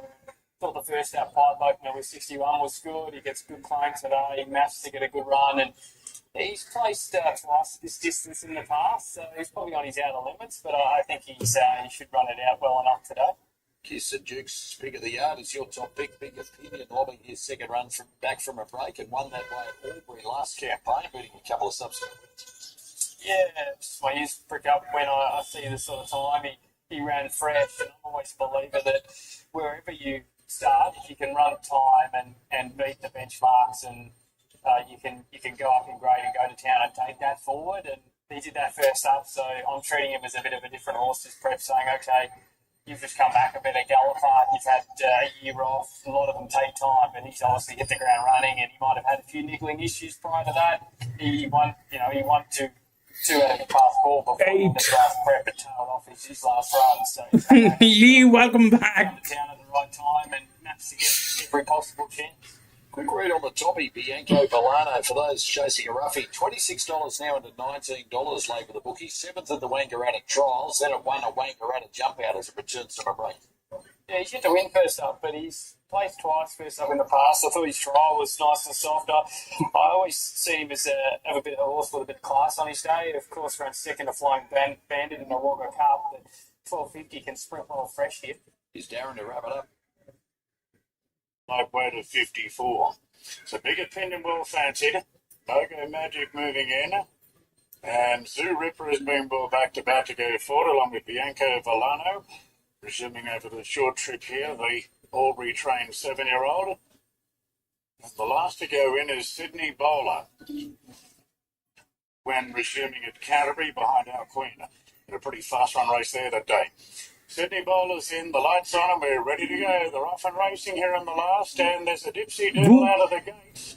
The 10 lost the rider. Rider of Big Opinions down, yes. Ash Morgan's out of the saddle on Big Opinion. And after they've gone a furlong, Mogo Magic leads from African Daisy here on the third in the run of the tours. Zuriba just eased a bit to get away from it. Then So Good, So Cool, Sydney Bowler and Bianco Villano. Mogo Magic leads to the 800 metres by a length of African Daisy. Then came Hewan 2 lengths away. 3 further back to Zoo River. A gap to So Good, So Cool from Sydney Bowler. And Bianco Villano's last. Big Opinion, lost rider Ash Morgan out of the gates. Mogo Magic a length in front of the point of the turn from African Daisy. The riderless horse just bumped into it, I feel, and coming around the outside. It's becoming a pest now. Hewan's back on the inside. It's become a serious pest there. African Daisy had to severely check to get out of its way. Magic shot away by 3 or 4 lengths to Hewan, and then came to Ripper. African Daisy out of play, but Mogo Magic is well clear, and Mogo Magic will win the last by a big space from Hewan. Sydney Bowler charging, got third from Zoo River. Further back to Bianco Villano, So Good, So Cool, African Daisy. And we lost the writer of Big Opinion. 2-3. Mogo Magic. The writer of 30 runs. Man, that ain't been weird. And Mogo Magic's running a big winner of the last. Anyway, Paying 430 and 160. but the favorite bowler getting up to third at $2.40. got home 2-3. 2 and 8 should have gotten there, but no, they did something funny. And the 3 got there. 2-3 and the rails.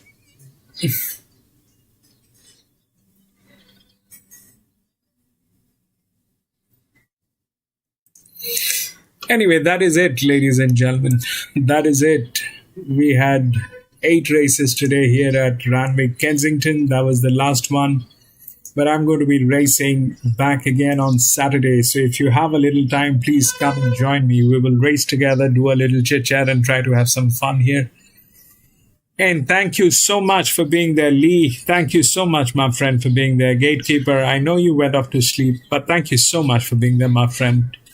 Tuna, thank you so much for being there, my friend.